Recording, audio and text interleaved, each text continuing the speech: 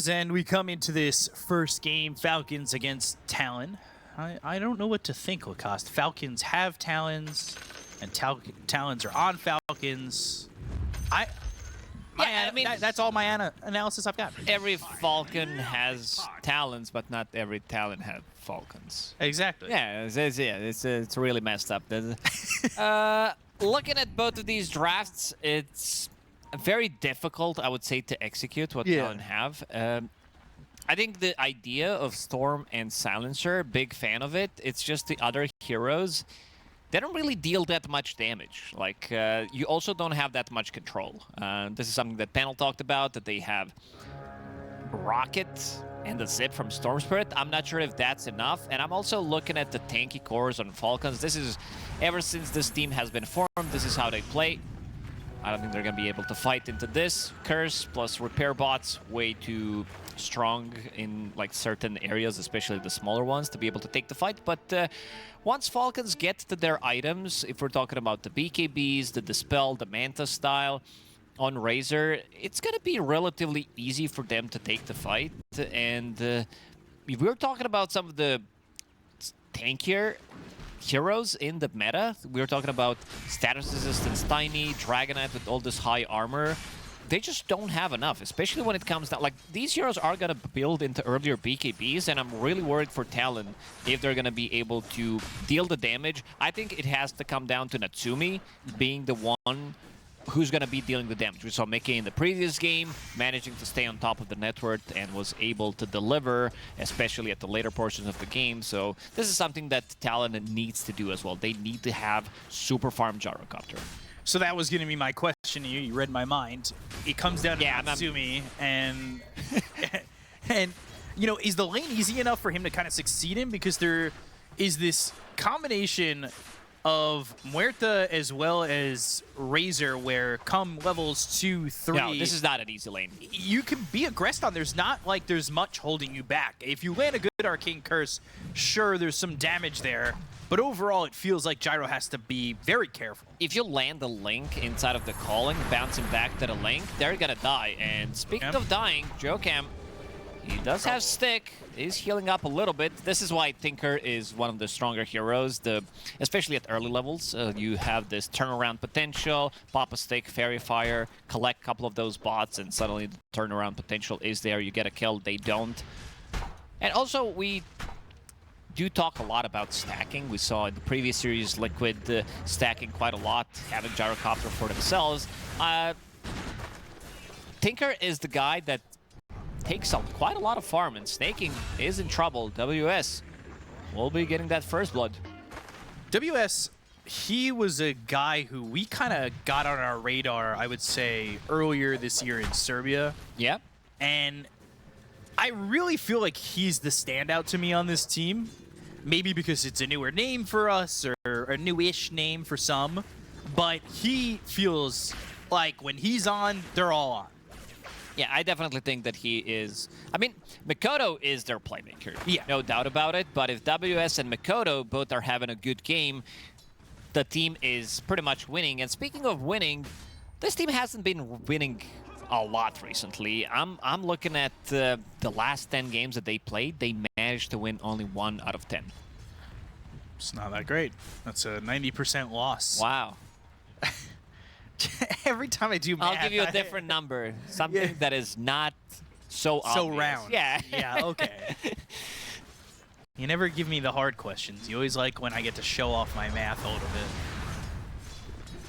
There we go, that first blood on Talon, and maybe a little bit of... I did not expect Snaking to die in this lane. He's the speediest hero in the game. You're dying to Crewmaster and Tinker, who they don't have any kind of way of slowing you down, like layering their spells. There's Cinder Brew, but other than that, you should be fine. You should be able to run away.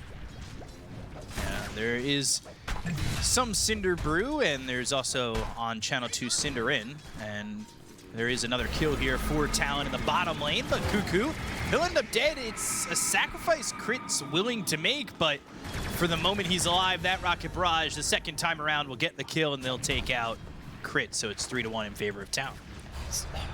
we talked about the team members. I think Natsumi is the big question mark for me. When this guy owns, he owns completely. When he's having a bad game, he's like the lowest net worth scorer. Okay, they're diving. AVULUS manages to get the kill, and we'll be able to run away. Tiny, carry Tiny's, they don't skill toss. They don't skill toss at all. You don't have enough mana to sustain it, so they understand that, and they dive underneath the tower. They get a kill. So good start for Talon.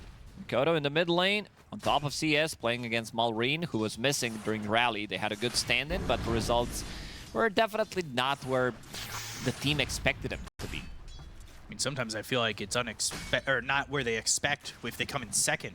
This is a team that this is a team that wants to win. Yeah, and like anything less is just not good enough for them, and they are always getting better. And it's one of the things that I respect a lot about Falcons is their growth. But Amar, he's down here over in the bottom lane, only 19-2, even with his off-lane competitor of the Brewmaster. But Brewmaster, of course, getting that first blood and maybe getting a little bit more gold under his belt. Maybe a little bit surprised that Falcons are playing a little bit timid in this lane, but that kill coming down, or the 2 kills coming here through bottom, definitely stops that for the moment. Yeah, it changed the way how the lane is played. You have Gyrocopter with Falcon Blade, so that's going to be his mana sustain. A little bit of tankiness. Has quite a lot of wand charges, plus a Fairy Fire. So feels very tanky, and he's going to get closer to level 5. That Rocket Barrage damage, you should not underestimate it, especially if Razor tries to go on you. Sure, you don't have enough right-click damage, but your Rocket Barrage is still going to do quite a lot. First mid-rotation. 3 heroes here. Supports are here. Dragon Tail, the calling. But Makoto back into the silence for a moment. Cuckoo just trying to put some damage on, as Makoto will have some help from both supports in this situation. 6 heroes mid, 0 heroes die. A bit of a party, but nothing more. Now Amar again, forced kind of back with the Rocket Barrage, but steals 100 damage that he doesn't get to get a kill with. They find crit. There's the Arcane Curse and a kill. Even with the calling, I mean, there's not much they can do.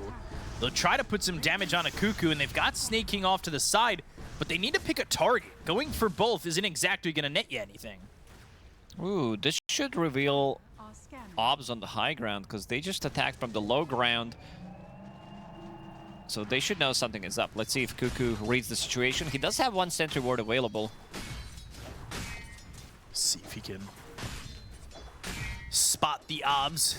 Some stacks being made by the Pugna over in the triangle.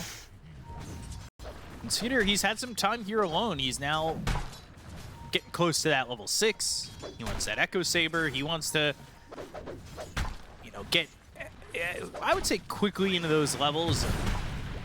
A 1v1 here doesn't exactly feel too bad. If it's just him against WS, he should be fine.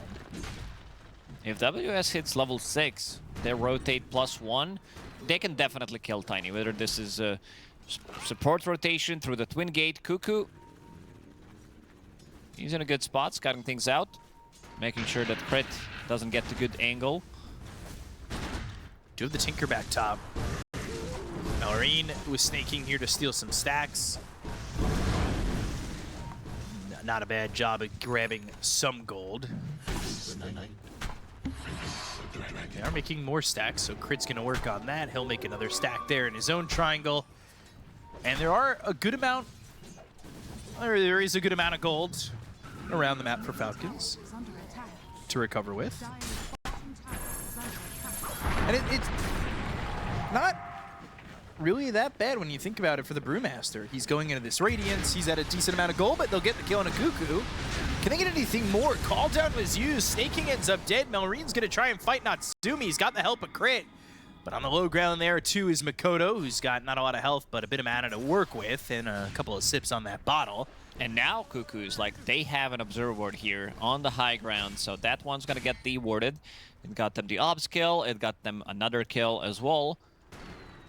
Falcons, they're going to slow things down. This is not an explosive lineup for them by any means. These are not like playmaking heroes until Malrine picks up his Blink Dagger, and you're always going to have a combo with Tiny, with Murta, quite a lot of stuns. It's just that this type of a lineup needs a little bit of time to come online, and looking at what Amario has in his quick buy, Blade Mail, I would say a lot of uncontrollable damage on their side. You're playing into Tinker, you're playing into Gyrocopter, so you can stand your ground, even against the Storm Spirit, which is not going to allow them to get a kill on you. They're going to need to reset, because it's way too much damage that you deal, and then going into Glimmer Cave. So, a bit of a different one than what we usually see when he plays Razor.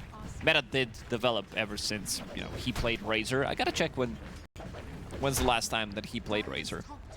Blade Mail Glimmer. See if he goes to anything, maybe a little bit off the meta line. But for the moment, we do get a little bit of a pause as Malrine is taking some stacks. He also pauses the game. And we'll see. Maybe, I'm going to go with audio bug, in my opinion.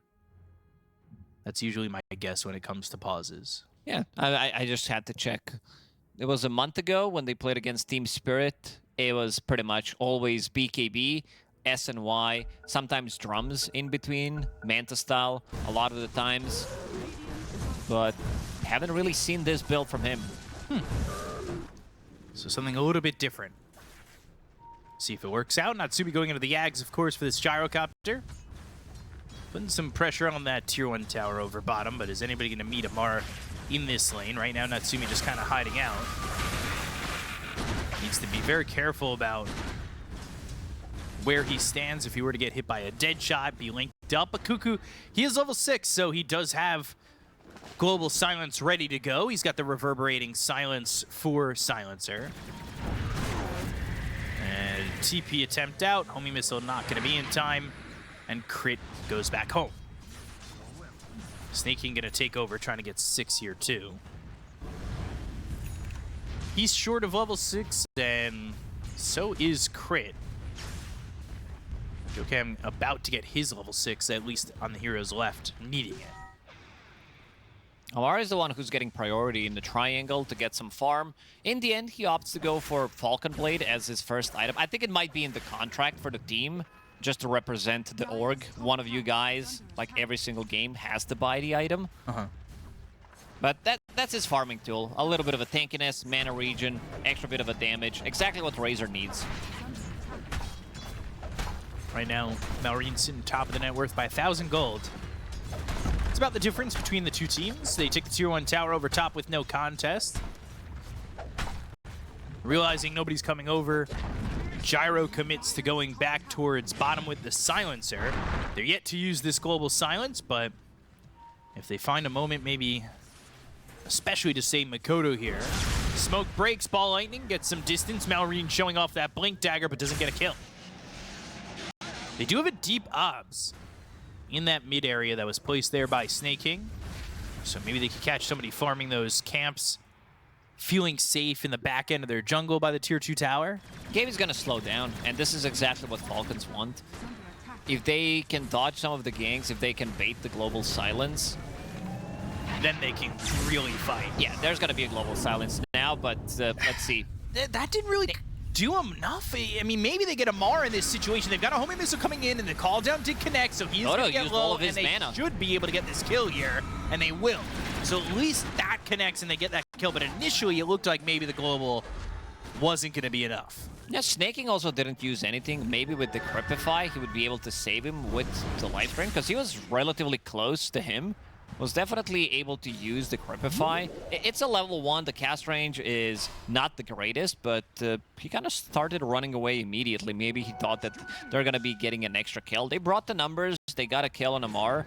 But other than that, Falcons, they're fine with how the game's developing. They're waiting for a BKB on his Razor. In the end, he did swap it. He's like, yeah, I don't want to risk it too much. It's a bit, even for me, it's a bit too out of meta. So we'll pick up BKB. In the end, continues to farm up, stack for himself. What do you think now that Global is down, but you still have Primal Split? Can you fight for Falcons, or just BKB play it safe?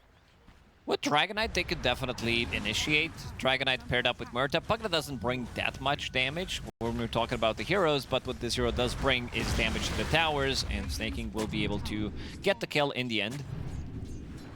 Open up the map a little bit more, have entrance to some of these camps, and somebody else is going to be farming in this bottom area of the map.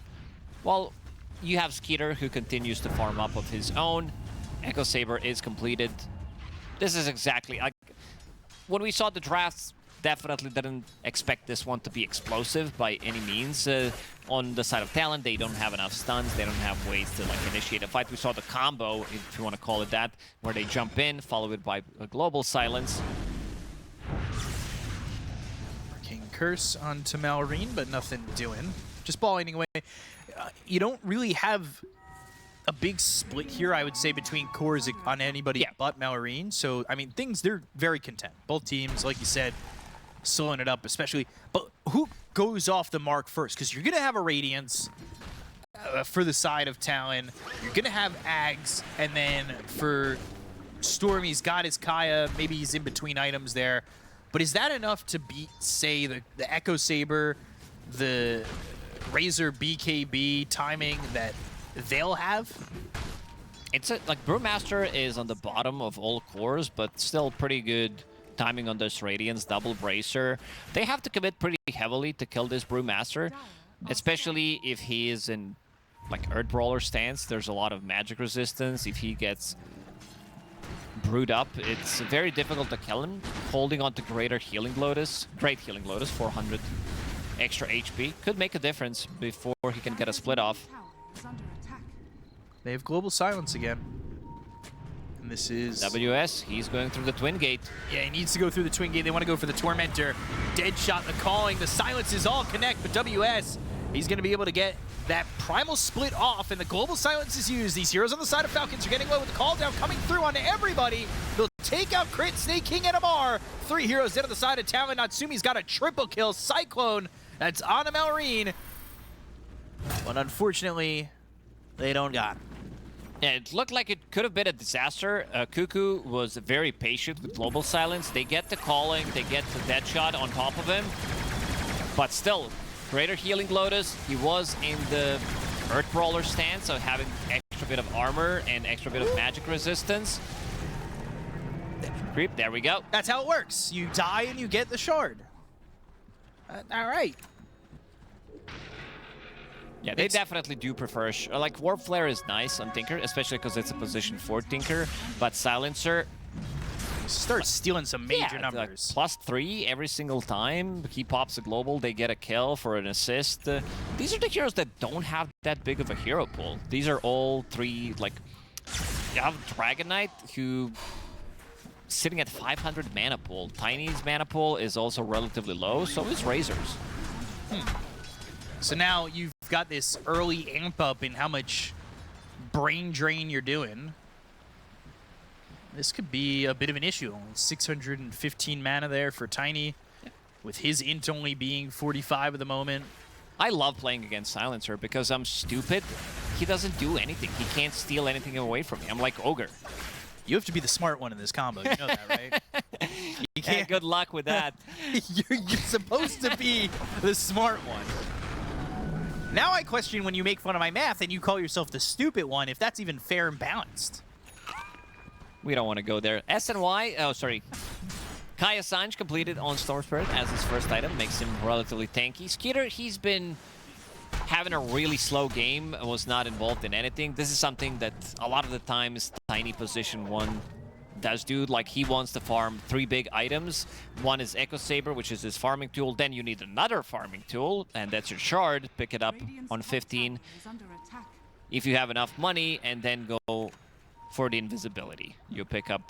my brain stopped working. See, I'm the stupid one. I'm the Shadow Blade. There we go. And after that, you're trying to hunt. Like, you want to pair him up with the Dragonite. You will definitely have enough damage to pretty much kill any single hero on the map. Crit.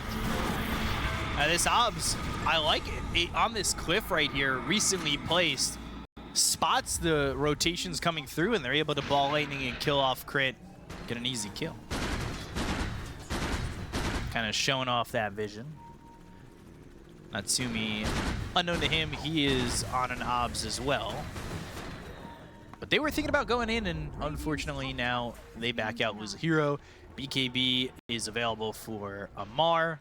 BKB being built here for Melrine, who's got that Mage Slayer and has a Blink Dagger.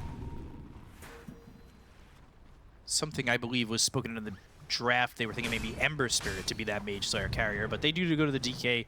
He also picks up Mage Slayer.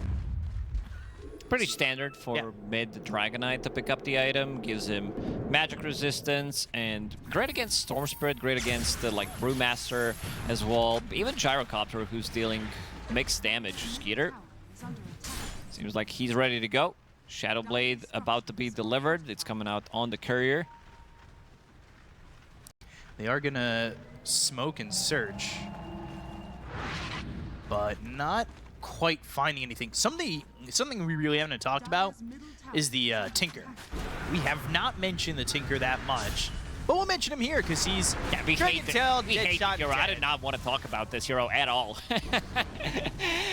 Just kidding. His first death, he's been in, I would say, relatively involved. This is the hero that takes a lot of farm on the map.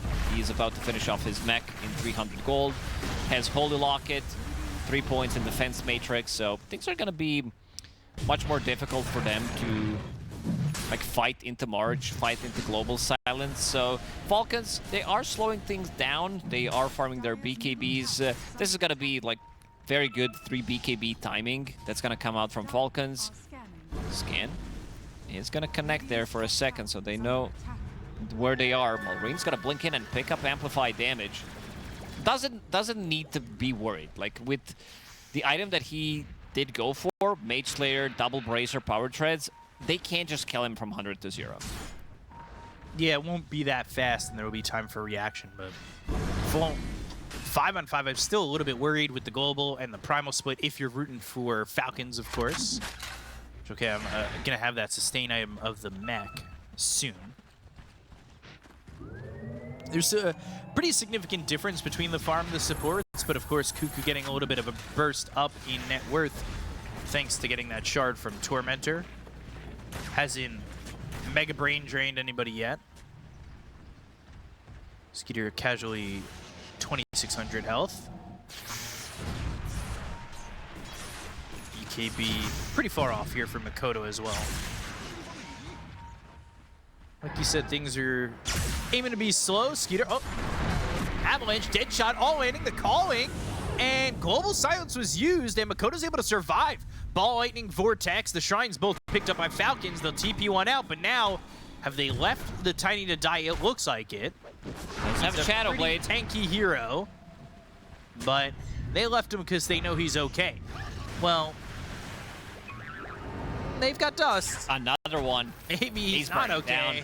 Burning down low. The Cinder Brew, the right clicks, but the mech and Cuckoo brain draining away from the Tiny. Yeah, Tiny, not the smartest fella. He's overall, a rock. he's as stupid as a rock. But yeah, losing 3 intelligence could be pretty big if they kill him maybe one more time. They're really limited on the stuns. I think it's time to amplify this rocket. Get a couple of Force Staffs, and then you can actually Force Staff a rocket. So maybe that's the way to follow up with a stun, because it's very slow. I mean, if that's your only way to lock somebody down, kind of shitty, huh? I mean, that alone, yeah, but I mean, you're talking to somebody with some pretty bad analytical experience over here. I agree, but get some Force Staffs. Throw some rockets quicker. And also to point out, Crit is going for Aghanim Scepter straight away. Yeah, and he's skipping Road of Athos. Aghanim Scepter is the big one. It fears everybody in the back. Road of Athos is very good at controlling. Gives you a good amount of stats, exactly what you need. And this game, it's a bit of a slower game. 40 stacks in 22-minute game. Woo. Skeeter getting the kill on a Makoto. And yeah, I mean, that is a lot of stacks. We thought the last game was a lot of stacks. This time around, they all stack up as 5 and kill Makoto. So add another number. WS Natsumi looking for a movement in. Cuckoo off to the side. Doesn't have Global Silence at the moment and is now got it. So times out pretty well. They can't go for more than just the Storm. I think it would be dangerous to do so. BKB for DK, though, soon. And BKB on Tiny in 900 gold, so that's gonna be the timing. If they can stall the game just enough so that Talon can take Roche and give it to Gyrocopter, that's gonna be pretty big. I think their lineup also relies heavily on picking up the Aegis. Because they have Gyrocopter, who's a great Aegis carrier. You also have Storm Spirit, one of the best, if not the best, Aegis carrier in the game. Mallory. He's in the same spot Skeeter was. He'll TP now, and they'll Primal split, and they get this kill. It cost them, just like last time it cost them Global, this time it cost them Primal. And it's very worth it to get a kill on somebody who was very close to having BKB. I mean, that slows down the team fight from Falcons, at least the full-on team fight, for a little while. A couple minutes or so. At least they forced Primal split. He's very farmed on Brewmaster. He's taking over once he finishes off Boots of Travel, finishes off Manta Style. It's gonna give him ability to push the side lanes as well, be anywhere on the map, TP back to a fight if necessary. See what Brewmaster goes for as time goes on. Like you said, bots, but then Manta after. That's what we saw previously, and that is the Ags Deadshot that we just saw. That is, the hitbox on that. It's massive. It's just huge. Very annoying. A lot of the times you don't see it when you play Muerta, but when you play against Muerta, this is when you start to see where you're like, I'm just constantly feared in a fight. Level 10 talent helps a lot with the cast range. A lot of the times you also see Gleipnir, which does increase your AoE, so even gets bigger. Like, the power spike of this hero always feels good. You pick up the Road of Atos, then you get Aghanim Scepter, then you go back for Gleipnir level 10 talent, then you get the level 20 talent. That's the big timing, where you have 2 Deadshot charges. Now, Muerta's a very popular hero right now, and I know there's always the call to arms on cosmetics, which I love. If you made Deadshot Bullet Bill from Mario, I think that's an instant classic. Not sure the copyright there. We would get sued immediately. You could call it Bullet Bob. We might get sued just by talking about it, so might need to delete the WAD. Back to the game, BKB on Dragonite. So they have 3 BKBs available right now. They're going to be building into SNY as well on Tiny status assistance with Insurmountable. Brewmaster, he is a very tanky guy. A lot of status resist, a lot of magic resist as well. This Global Silence didn't do too much. No, not a lot, but the BKB was used by Malrine. They're going to go in with a static link. They've got the call down the damage onto Amar, though. He needs to be very careful. Life drain for a moment, surviving. They go to the toss. WS still in their face. Amar's going to end up getting the kill here on a Natsumi before he dies. But Skeeter going in with BKB. Does he have the damage to clean up WS on this Earth Panda? But he is not dead just yet, and will come back to form around the side of Falcons. Being drained, being avalanche, being controlled, and eventually feared up, but he is so tanky. I mean, they did not get this kill onto the Brew. They'll take out Tinker, but WS, I mean, gets to the... that was everything. See the number, how much damage he took in the previous fight, including Brewlings, where he was heavily focused by Dragonite and Tiny. It's way too much. He has status. If he's in the Void Roller stance, if he gets brewed up, plus he gets Defense Matrix, I think his status resistance is going to be like 85% or something. So, all the stuns, it's not going to last, but after taking this fight, seems like Talon, the Roche is not as fast as Falcons anticipated. Not really. Eventually they do get it. Aegis on the Tiny. There was one more brain drain got there for the Silencer, so he's starting to get smarter. Trying to get smart. Solid movie, Steve Carell. Amar, top lane, he felt like he was on the edge that entire fight. And somehow ends up getting Natsumi before he dies. but he was sitting low. I mean, for what felt like 80%. Yeah, it's insane. Because if you combine status resistance with magic resistance, you are having a hero that is almost unkillable, on top of the Holy Locket, on top of mech. He's very survivable. Now going into AC, knowing that most of the damage on side of Falcon is physical, so this item, if he's going to be able to get it, it's going to get like triple value. We've been talking about the value of some of these items being much higher than others. In the previous series, Solar Crest against all that physical damage felt very strong. Marine going nullifier now. I mean, he started this game top of the net worth for the longest time, but now he's bottom of the cores. And that being said, now Skeeter trying to TP out. Ooh, that was close. That could have been dangerous. That TP, or if he ends up dying once, that TP, he's dead twice. Yeah. Very close. I was talking about how Amar hung on the edge of death for so long. He's going into the Satanic now. Wants to have survivability. He wants to link to a target, to soak up the damage, as we've seen, and then allow his Dragon Knight and Tiny to deal the damage. This time around, it's going to be Falcons taking Tormentor for themselves. Snaking will get it. Would you have liked anybody else to get that shard? I mean, Muerta is the only hero that can get it. It does add up, especially if Muerta starts to scale that extra spell amplification. Skeeter, quite a lot of gold that he got from killing Cuckoo. Position 5, 550 gold. All by himself.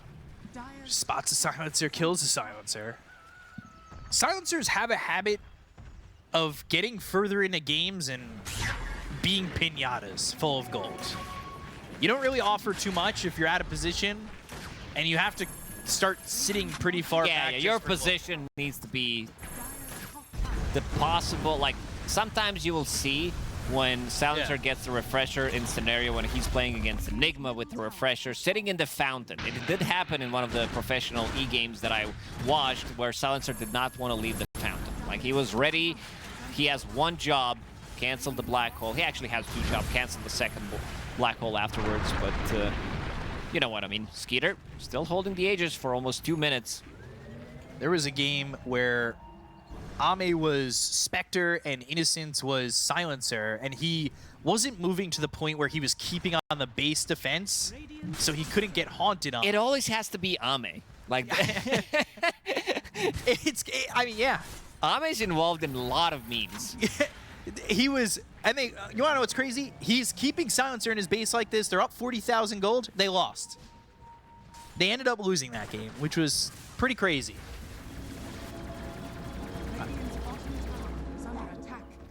Might have even been the qualifier for this, if I recall correctly. Tidebound and beat him.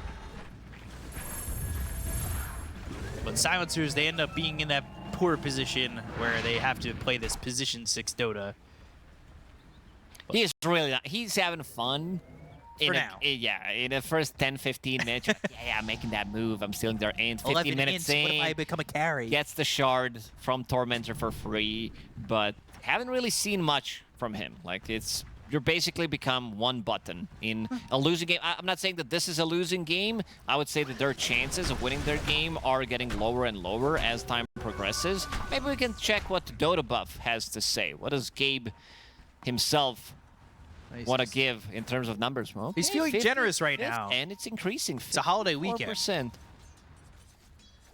Now 55. Constantly shifting.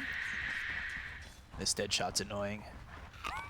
Amar in his face, unbeknownst to WS, looking for a high five. And they've got that nullifier. They have the toss. The call down is there, but the health is not. WS ends up dead. Silence. Onto Amar. Aegis also expiring, but they can't chase to get any kills for Talon. This is the big item. Dragon Knight opting to go for Nullifier. You need that item against Tinker, period. It is very annoying to play against Defense Matrix, removing that 30% status resistance, removing the Solar Crest from Silencer, which could make a lot of difference. And now they're going to go for the high ground. Why not? Ball lightning into the Vortex. They go to the Global Silence. They're going to try and get a kill here on a Malrine. He'll stand his ground for now, gets in Miz, trying to run, and survives the static link now on a Natsumi. They get Malrine out of there, and they do not have WS for another 20 seconds.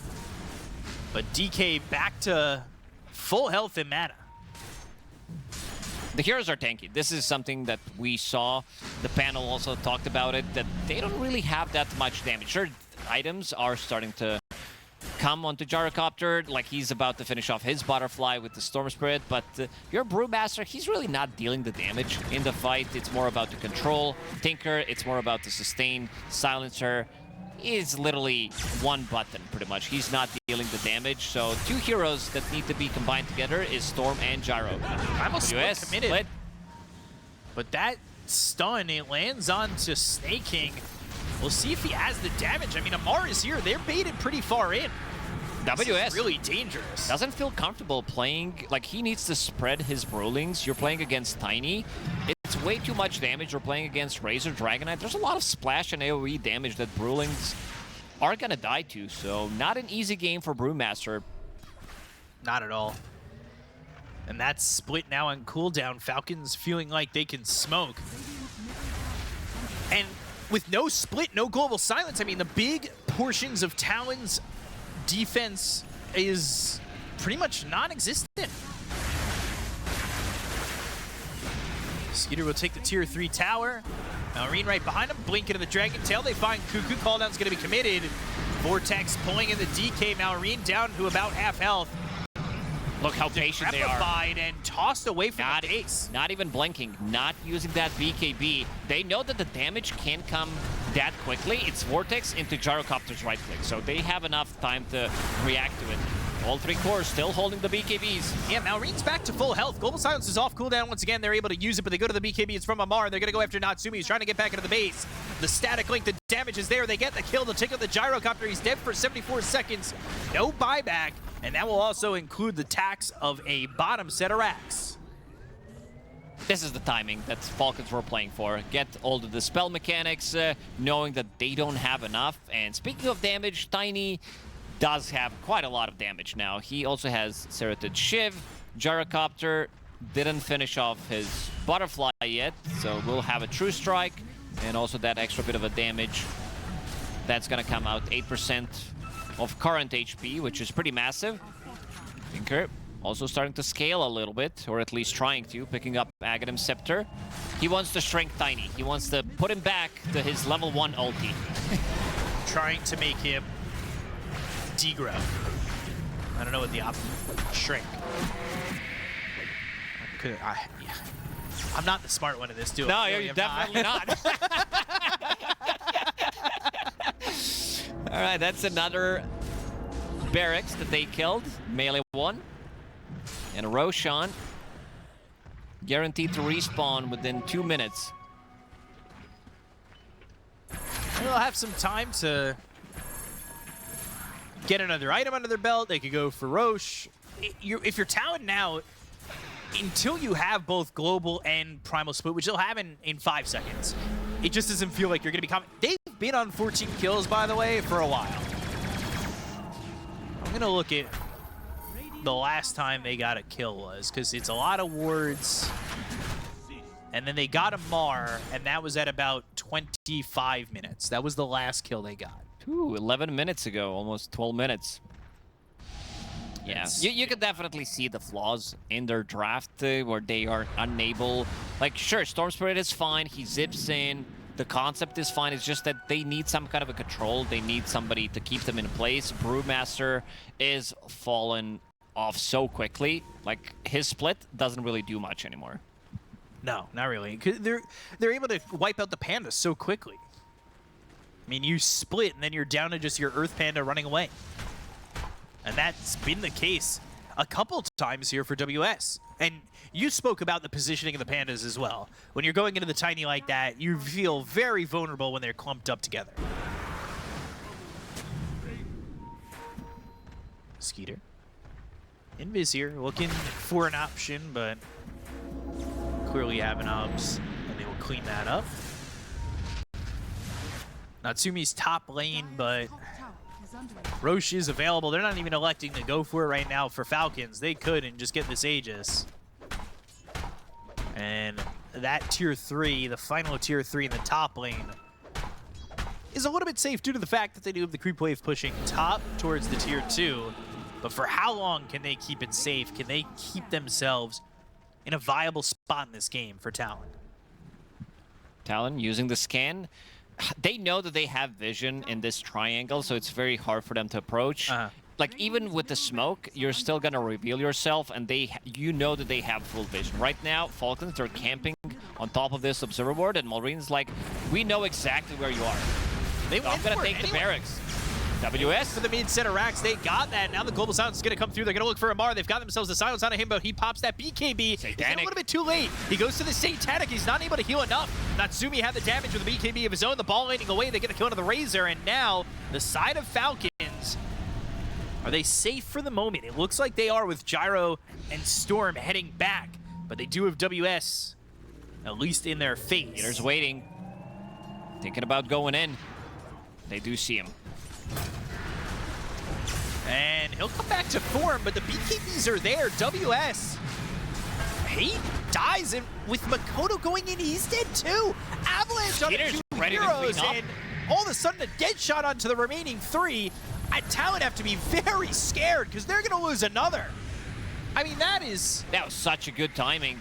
They get the calling, it silences Stormspread, who doesn't have a BKB, then he pulls him in with Harpoon into another silence, and seems like they're ready to, not gonna say close it out fully, but Stormspread doesn't have buyback, so they're definitely gonna be playing against Mega Creeps. At this point, Gyro would definitely love to have enough money to buy Divine Rapier, but he's so far away.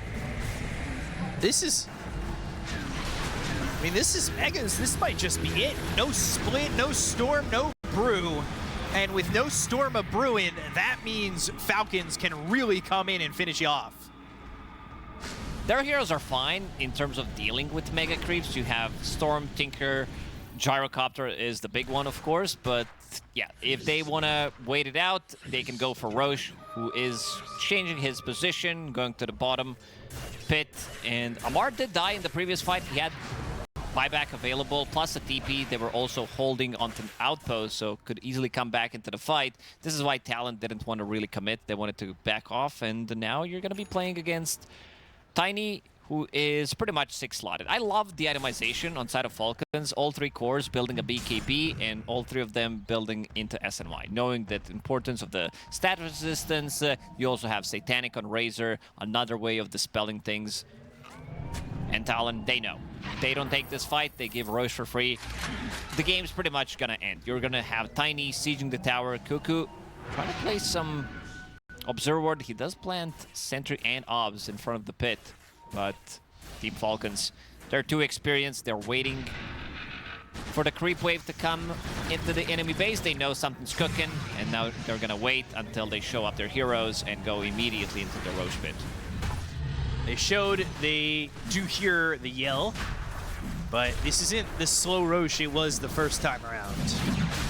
It's not even like a yell. It sounds like he's having cramps. It's like he's having some stomach cramps. It's like, ugh, and then he just dies. They might have to check Roche for crows. I mean, he's got all the signs that I had. His stomach hurts. He's got a tummy ache. 14,000 net worth lead here for Falcons with a 5-minute Aegis available on the Tiny. And really holding on to a last-ditch effort here for Talon. But anything is possible until the throne explodes. It's tough. And I don't know if it'd be 55-45 this time around. Yeah, I think Gaben at that point of the game was a bit too generous towards Talon. Maybe it's a combination of the heroes, some of the stronger ones in the patch, especially Tinker. And there is amplified damage in the bottom lane. Or in the mid-river. Let's see who's gonna pick it up. Skeeter, right now sitting at 700 damage. Oh, he'll get a bottle, and then he'll fill it up. And they smoke again. So if he's amplifying that, how much is that going to be total? That's going to be 1,000 damage. All right, we round up. I like it. I respect it. His status assistance also with Titanic is 41%. SNY, Titanic, plus Insurmountable. That's an illusion. But an Avalanche comes in with a BKB pop by and Makoto. They'll go to the Vortex. The call down's going to be thrown out. Do they have the damage of Mar coming in from the top side of this fight? Global Silence was used, and this DK is low. Can they get a kill here? Still not pressing one? his BKB already. He is almost dead, and he's not even willing to press it yet because he knows I am just going to be filled up back to full. Okay. You did all that damage. You used Global Silence, and what did you get out of it? Nothing. I think at this point, WS doesn't want to even use Primal Split. Like, it's a bit more control, but he knows that those Brewlings, they're going to die so quickly. Oh, yeah. Needs to find Pugna in the backlines. He needs to be the one controlling them. How does he get to the back line? I don't know the answer for that one. One step at a time. Step 1, Primal Split. That's as far as we got so far. Step 2, try to find Pugna. Step 3, fail to do so. The game ends. Harpoon and the toss up into the air. But WS still alive. He's silenced up thanks to the calling. Makoto's going to go in, but he can't go any further with the calling down. Divine Rapier now done on Natsumi. We've seen this story before. Last time it worked out for the team that picked up the Divine Rapier. But Avalanche toss once again. Ball Lightning. Skeeter. He's going to be at least contested on this. Some decent damage coming in to get the Aegis out of his hands. He'll have the BKB, but do they have the control to go again? Deadshot comes through. Makoto with the ball lightning forward. Doesn't have the control to get the lockdown on the Skeeter just yet. Homing missile does connect. And a life drain, which I think if used on an ally should change names to not life drain. I mean, you're life-giving. This might be the smartest thing you said. Oh no! If that's the smartest thing I've ever said. Maybe not ever, but I would say the last couple of years. This might yeah, this might be it. Oh gosh. What have I said in the past?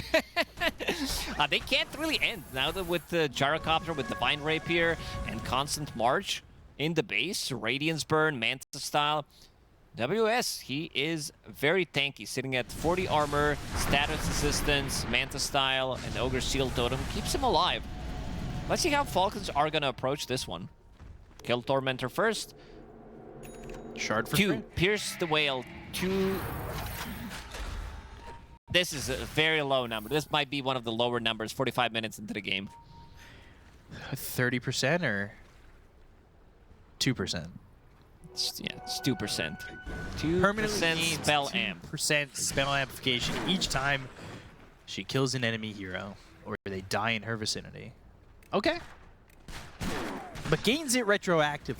Have we even seen? Yeah, he got that too retroactively. I was just about to say, have we really seen Pierce the Veil? He did use it, yeah. It's just that the heroes were not dying. Because the Muerta, when you've got Ags at that point, you're there for the dead shot. You're really not there for anything else. And once you get to level 20, there's no reason for you to be in the fight with the extra dead shot cast range and the 2 dead shot charges. I have to disappoint you. I think Falcons are going to wait for another Roche. Well, they've got 3 minutes plus potentially 2 minutes, so maybe. We'll see. I mean, they're playing aggressive enough where if Talon go a step too far, they could finish it early. Chat, I asked the question to you. 1's in the chat if you think they're going to get another Aegis. 2 in the chat if you think they won't get another Aegis. Talon are not leaving the base. Not really. They're on like the bottom edge of the steps. You know, they're on the bottom of the stoop, and they're afraid to leave their stoop. I love this from Snaking. This is probably one of the few times where you will see Pugna buy E-Blade. Like, you have E-Blades. It's just that he's playing against Global Silence, so needs to find a way to counter what they're trying to do. Kind of looks stupid, but if it's stupid and it works, can't really complain. Okay. I'll have to remember that. I'm stupid. I'm working I was just about to say, I'm stupid and I'm working. I was thinking the same thing. But people can't complain about that, so massive difference. Yeah. Incoming complaints. Malrine closing in on 25, and like you said, taking it pretty slow burn, but I wonder if... The game is in a state where Malrine is just spamming the voice lines in the old chat for no reason. Nothing's happening. This game has been nothing. Laning stage, couple of kills into relatively active, into we can't end, we need to wait for Roche. 27 kills in 49 minutes is definitely... Yeah, not the... Would you spam that voice line if... what voice line would you spam if you were farming till the next Roche? I spam num num num num num num. It's one of my favorite ones. The Grievous laughter one, if somebody from Valve is listening right now, bring the Grievous laughter back. It's one of the best voice lines we ever had. Do I know a secret? Yeah. I play your voice line. That's Praise the moon of Mayday. That's pretty lame. What do you mean that's lame? Nah, it's a good. It's one of my best ones, but still compared to the Grievous laughter, yeah, I don't think anything compares. Just trying to show you how much I care when we're not together, you know? Ah, that's really nice. you can send me PayPal instead. Yeah, I could do that. For each usage? Yeah. Okay. So you're getting royalties. 20, okay. yeah, 20 cents per usage. No. I use it a lot. So they are indeed waiting for the next Roche, but this time around, Talon leaving the base. Uh-oh. So, WS, you were kind of saying he's maybe not confident in using Primal Split, but now he's got a refresher. He definitely needs to use it. They need to find the backlines, try to kill this Muerta, use his Cyclone on one of the targets. Problem is this is not a Cyclone from Yule Scepter. This one is affected by status resistance, and everybody on their side do have quite a lot of status resistance, especially Tiny. 3 SNYs, Insurmountable, Titanic. Oh. I think this is a short Roche, by the way.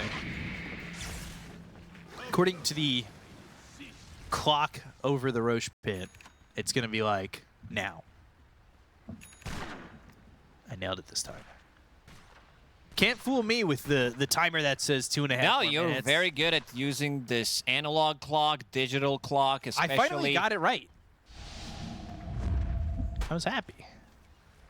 23,000 net worth lead, though, and another Aegis looking like Falcons are going to grab it. Now, what if they waited for Aegis and they don't go for it? Would you be disappointed? I think stack those refreshers. Multiple banner. I think you should also be able to, considering that we can combine Lotus and Cheese. You should combine Roshan's banner plus something into something. Into like a trebuchet. Yeah, this is where yeah, that's a good idea. You turned to me so quickly. I've never seen you love an idea I like more. that. Maybe turn catapults into something. Into trebuchets that can shoot from further and hurt buildings from a distance. There we go. We become... That sounds pretty good. So does Global Silence. It's the sound of silence, and that's going to be +3 on the brain drain for a silencer.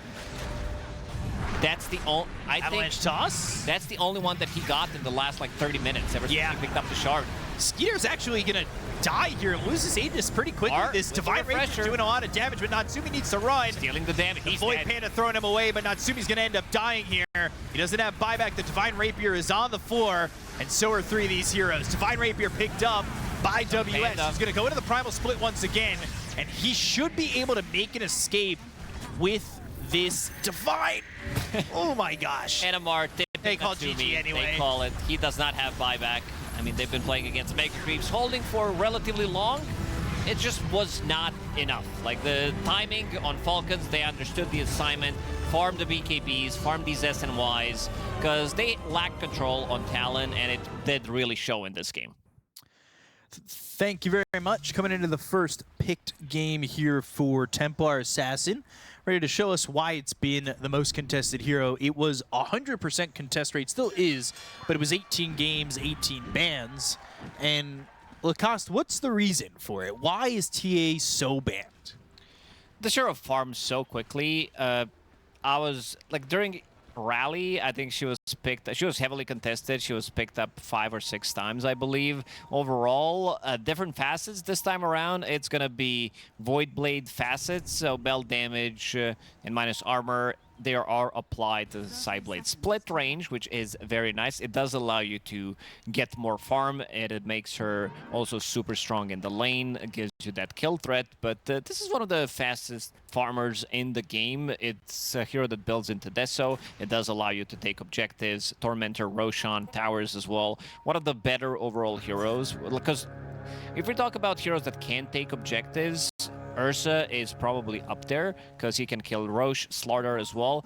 Slaughter and Ursa, they don't deal damage to towers. Templar Assassin checks all three of those boxes, and also Refraction in 7.38c has been increased from 2345 to 3456. Reduced cooldown by 2 seconds, so that's pretty big. Level 25 talent also has been buffed. It's not the most significant thing why the hero is picked, but it's getting some of the smaller buffs that does definitely make a difference. Well, we'll have to see how Templar Assassin proves itself in a game like this, but what are the ways to shut it down? You've got, obviously what the panel talks about, having a good laning phase, but if that doesn't work out, is it completely lost out, or are there ways in the mid-game to kind of pull it back? On Templar Assassin or Talon? On Talon, to shut down the... Yeah, I think this could be very snowbally from Falcons, where they are controlling the map, they are controlling all the objectives. If Templar Assassin's off to a good start, you're playing into double save as well, into Ringmaster's Escape Act, into Snowball. This is a dead TA. That's a good way to start it. You farm fast, well, we kill you quick enough, and Scooter's going to die for first blood. It was the Dispose dead shot combo. Level 1, getting the kill. And also something to point out, the reason why this hero has been picked and contested is that there was a bug where Meld had a True Strike. It would really be, it's been fixed. It would be really good in this game, playing against Phantom Assassin, playing against Tinker as well, so could be pretty massive, but yeah, Orb of Venom also did have True Strike. I believe that one also has been fixed. Yeah, that seems like a very big advantage. Yeah. Especially for Orb of Venom.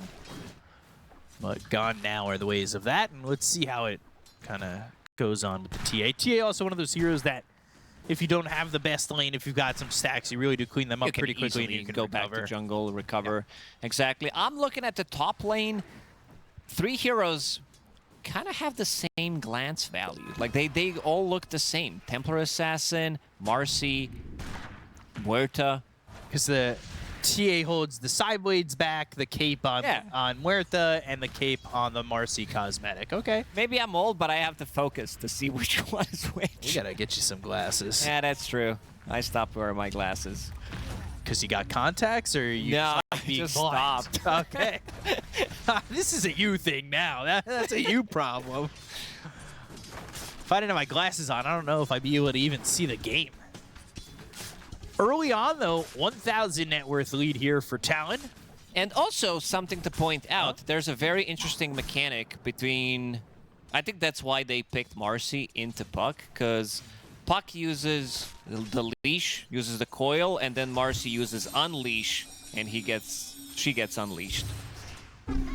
Fair enough. I mean... if it only worked that way.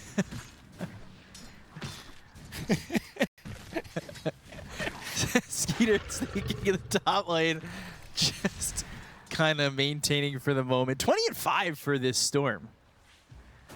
I mean, this is a good mid lane so far, and like we said for Talon, it really needs to stay pretty pristine. That's kind of a dirty combo as well, the spear into the shards. I don't have anything as clever as Leech and Unleash for that, but yeah, spear into shards is definitely a strong little combo there. I think Natsumi should be having a pretty okay lane. He can jump over the shards. The only thing that can stop you is pretty much a spear, and you don't have enough damage to kill him, especially with Tinker behind him. They are controlling the lane, pushing the wave, holding the Lotus as well. You get that laser, so the tag team damage is not going to be there. So they should be pretty fine in this bottom lane. Yeah, right now all 3 lanes going pretty well. You got to wonder, is this the jumping off point? And who will really kind of get active first? We've seen some mids TP to side lanes when they hit 6. Storms do that to save the mana. They TP in, they go in, they ball lightning, they vortex to find a kill. Maybe that happens with a PA with a Stifling Dagger as well as, I mean, Tinker's not the best, but maybe if you bring the Muerta down there as well, Deadshot, Vortex, Stifling Dagger, you'll have a couple of kills going your way. I want to see 2 supports from Falcons play around the mid lane. As soon as Puck is about to hit level 6, I think Mikoto, being experienced mid laner, he's one of the better overall laners. This guy, like, you can see the way he plays. He always pretty much delivers. This guy, like, even in some of bad matchups, he's still going to be able to shine, gets the most out of it. He's very stable. And I think they can expect these type of rotations, especially Puck against Storm matchup. You know that they want to be able to get some early kill on you. So, but supports on Talon need to be ready. I think one need to be there just by standing there. The other one needs to be ready with the TP. Right now, Storm not near the lane, so it is allowing Puck to get some uncontested farm over. He's 6. He's 6 before Puck. For the moment, yeah. And I believe Puck... It doesn't swing the matchup compared to some other Storm hitting level 6 before, because Puck can easily try to run away. Deadshot. Snaking in trouble to dispose. And this will be another kill here for Talon. They're up 2,000 net worth. Dispose rebounding all the way in to get this kill. And I mean, this is so far so good for Talon. Another dispose. And Skeeter, Deadshot rebounded on and dead. This is such domination from Talon in the top lane. You can't ask for a better start. Also relieving pressure, because they are the one.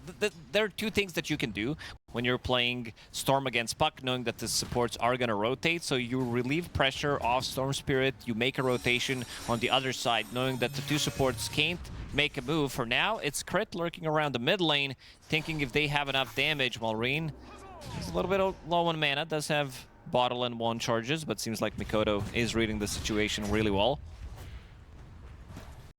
Right now, Talon has their grip on this Falcons lineup. And they need to find a way to kind of stabilize the game. Because you're getting to the point where Natsumi, I mean, he's not going to have a Battle Fury for a while, but when he has that 6, he's still a threat in this lane. And if any rotations were to come his way, even without the 6, you can see the kind of damage he puts on just the Mars, who really doesn't have an answer, can't turn around. They do bring Crit back down here, as he got that shrine.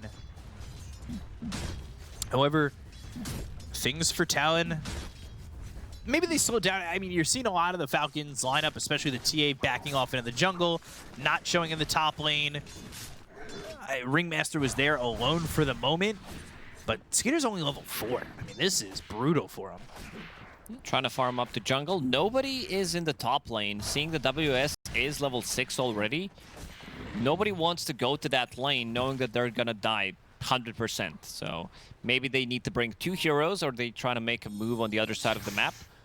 Mikoto still doing a very good job in terms of not dying to Puck.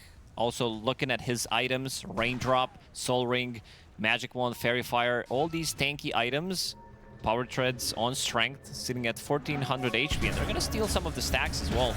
Arena Spear, as they don't need the Dream Coil, but they will come in with a Waning Rift and get this kill on Natsumi, slowing him down.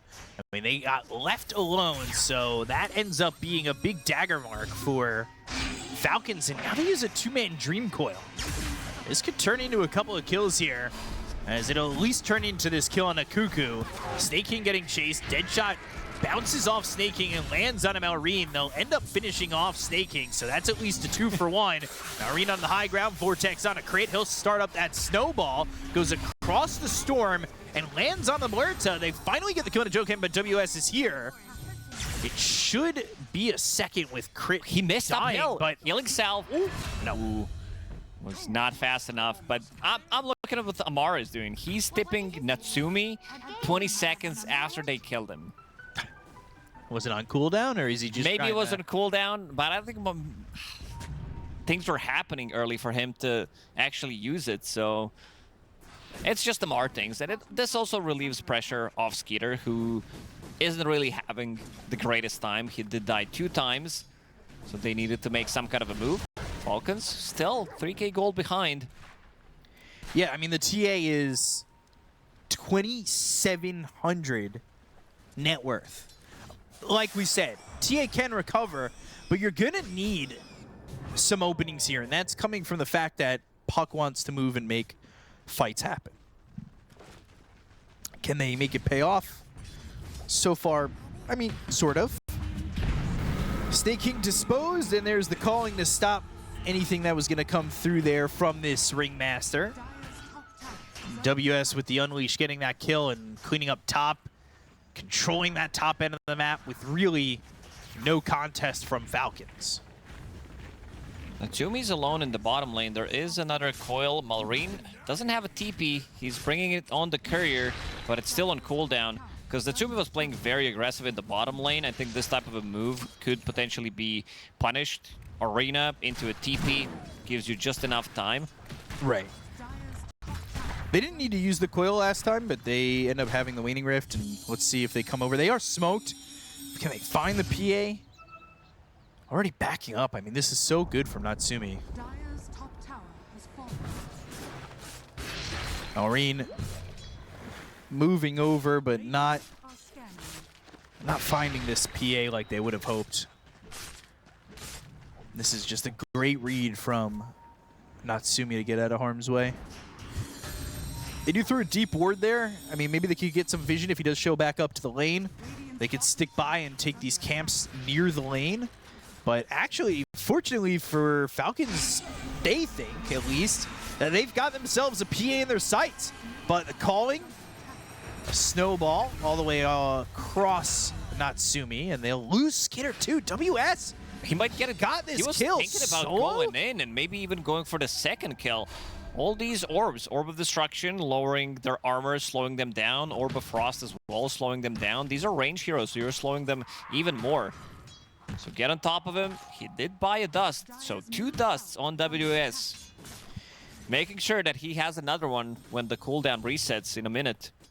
Talon looking so good right now. I think this is exactly what they needed. It's something the panel talked about, and they are executing it really well. They're playing very aggressive. This is exactly how you need to play with this type of a lineup. Tinker is getting good amount of farm as well, getting closer to his Holy Locket, 600 gold away from it. In a pretty good spot. Muerta there too. Let's see what's on the queue for Muerta. It's the Rod of Atos. Last game we saw crit, just go straight ags. A little bit different ideology, I guess. Not a lot of lockdown when it comes to Talon. Having that extra Rod of Atos is going to feel pretty good. Very good against Tusk. He can't use the Snowball when rooted. It's a setup for your spells. Makes it a lot easier to play. We're thinking about going on Cuckoo. Through a dagger. But still going to respect the survivability of this Tinker. Potentially somebody being behind him, and they were right. It was Natsumi. But again, they're coming over, and they might be able to catch a glimpse here. As they had that obs down, they go to the Dream Coil. Another kill on Natsumi would be pretty important. They go to the calling. They've got the Wheel of Wonder. There's the Spear. They'll trade Natsumi for Snake King, which is okay for right now, but Amar, he is in one of the cannot attack only him. Look, pure you can't corners attack him I from know. behind. He found the spot. They still kill him, but that's got to be like one of the few actual cornered spaces on the map. So you have to attack him from the front. Well, Amar might be Roman, the Phalanx. He knows the secret. coming up with new ways to potentially survive. Didn't work that time, but... I think there's a combo in Dota. If you combine Bristleback and Mars. Yeah, go on. I want to hear this all. So you play become out. a unit that cannot be destroyed. Like, it needs to be... I'm just thinking whether Mars needs to hug... Yeah, Mars needs to... No. Bristleback needs to hug Mars from behind. Yeah. And then they become indestructible. So, new facet. firm grasp, it would be called, and you hug an ally, protecting their back, but can't attack. Innate ability from Mars, because this one isn't really working. Nobody ever talks about this. It's very bad. It's just nothing. It's good in 1 versus 2 situation where you're getting that extra bit of a region. Natsumi again. Ooh! The damage hefty on a Natsumi to get that kill. They Dream Coil the Tinker, but ooh, a good arena stopping the rebound. Now the Wheel of Wonder is out. Cuckoo surviving for the moment, but the spear comes across and kills off the Tinker. Escape back from Snake King, but he is spotted by 3. Should eventually die here and will. This is the second time that they are going to get a kill on him. This is pretty big. This is before he can get... He got a pretty good laning stage, and now they are delaying Battle Fury. He still needs 300 gold. We'll farm it shortly, but that's going to be 16-minute Battle Fury. Considering that they were 5k gold ahead, this is pretty late. They killed the tower in the top lane. Natsumi, he's going to stay away, playing a completely different side of the map. Yeah, passive. I was going to say, what's a good timing for Battle Fury? Because... for me, it's like 25. Yeah. Anything below 20 in your bracket is probably good. In professional e-gamer bracket, anything before 15-minute mark is good. 13-minute mark is where you're like, okay, this I'm having a good time. Fair enough. I'll have to work on those numbers. 6,000 net worth lead, but right now, PA has the Battle Fury, so you're going to see that net worth really jump up. TA obviously has Psyblades, but just not getting as much farm as they really need. And you can see the statistics, a minute 49 slower than the average. I would love for that to also say, but also 7 minutes faster than your carry and your buffs. They have a lot of ways to break the coil, something that we didn't mention with Spear, with Tame the Beast, maybe even Kick later on. So they have some cheap spells at the start to be able to deal with that. Skeeter, he would definitely love to have his Deso right now. Be able to put some extra bit of a pressure. Maybe they take a team fight. With Deso, they would have enough to take Roshan as well. Radamatos and the calling, that means dead Tusk. Crit's dead again. And they find Skeeter, who doesn't have a lot of mana to play with. Arena, Spear connects, though, on the Muerta. They'll at least get that trade. Their team fight overall is much better. It's just that they were playing from behind. Skeeter needs to get that Deso. So this time around, they get a trade. They drop down Arena. You also have Tame the Beast to push them onto the walls of the arena, which is really nice. Can be hurtful if you use it in the right spot. Tame the Beast, yeah, you can kind of break coil with it, but it's not the easiest, depending on where they are on the coil. Because the fear isn't that long of a duration. Max is 1.2 seconds. Yeah, so you'd have to be walking for a little while or be on the edge of that Dream Coil for it to work. But the Vortex, dead shot off the mark. And that means Malorine's going to be able to survive. That dead shot hits. They might be able to follow that up with a puck kill. This is something that you did talk about when WS has a good game, that this team is doing well. He's 5-0-3, was toying with the idea, picking up Aghanim Scepter before, just so that they have silence. Very good against puck. Amar finds the target, Yule Scepter. Yeah, with the Waning Rift, dead shot though, lands, Dream Coil, making life a little bit more difficult here for the Storm, but everybody came to help, and Amar is left for dead. WS popping the BKB and Wheel of Wonder, but WS is still towards the front. Escape back, drawing WS further and further in towards the side of Falcons. And with the BKB running out, he needs to just leave. Way too deep. They were trying to get a kill very close to tier 3 tower. There's still tier 2 towers available for them. And Storm Spirit is very tanky. He does have almost a full BKB. And we talked about some of the smaller items earlier. Soul Ring, Magic Wand, Treads. Quite difficult to kill him. And he also didn't die a single time, which is pretty impressive from Mikoto. 12 galvanized charges. Good number to have. They are playing pretty aggressive here from the side of Falcons. I mean, they're not afraid. Scooter also going for the Blink Dagger. This Blink Deso timing, not going to be the fastest, but when you get that timing, I could see Falcons ready to just go. They're not afraid now, and with that extra little bit of damage and TA coming in the mix, I could see them still looking to play across the river pretty constantly. Falcons managed to stabilize at 5k gold lead, but this is also going to give Talon. This is something that Templar Assassin wants to do. She wants to hold that first Aegis, but if they give Aegis to Storm Spirit, this could be pretty big. Natsumi's also here, but I would prefer if it's going to be Storm Spirit picking it up. Maybe the second one where you're trying to siege the high ground, you want to give it to Phantom Assassin, but this first one, it has to go to Storm. Yeah, considering the fact Makoto hasn't died up to this point, having those galvanized stacks and really feeling pretty confident at the moment, I agree with Makoto wanting it first. P is almost got the BKB there too, so the survivability for him should be pretty high in these fights. Noreen spots Makoto, who pops that BKB pretty early. And Tusk again just in a little bit too far. So Crit will die. It's to the stifling dagger of Natsumi. And Falcons try to make an aggressive jump and once again kind of pay for it. Too deep. It feels like they need Templar Assassin to be paired up with one of these two heroes that are with Puck or with Mars. Control plus the damage. Right now, they are lacking a little bit of damage. This Tinker is pretty much everywhere. He shows up. Good spear. Saves Malrine for the moment. The chase is on with the Unleash, but they won't be able to get that kill. Not like the last one where Crit was left for dead too. And it just maybe seems like Falcons need a little bit more time, but that being said, now you're at this moment where Talon kind of feel confident with what they've got. BKB on Natsumi, they're ready to fight. They're definitely ready.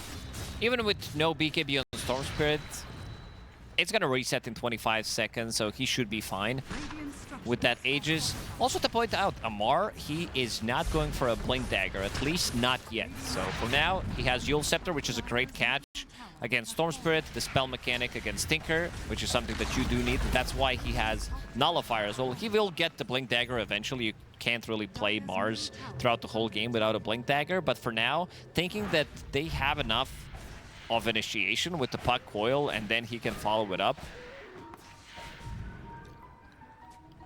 See where and if that follow-up's enough. And Puck, speaking of Pharasma, picks up that Pharasma.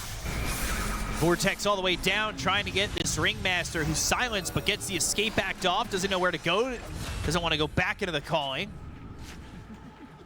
Fortunately, had no option afterwards, and Malrine and Crit still looking for an opportunity here, but there is an Aegis.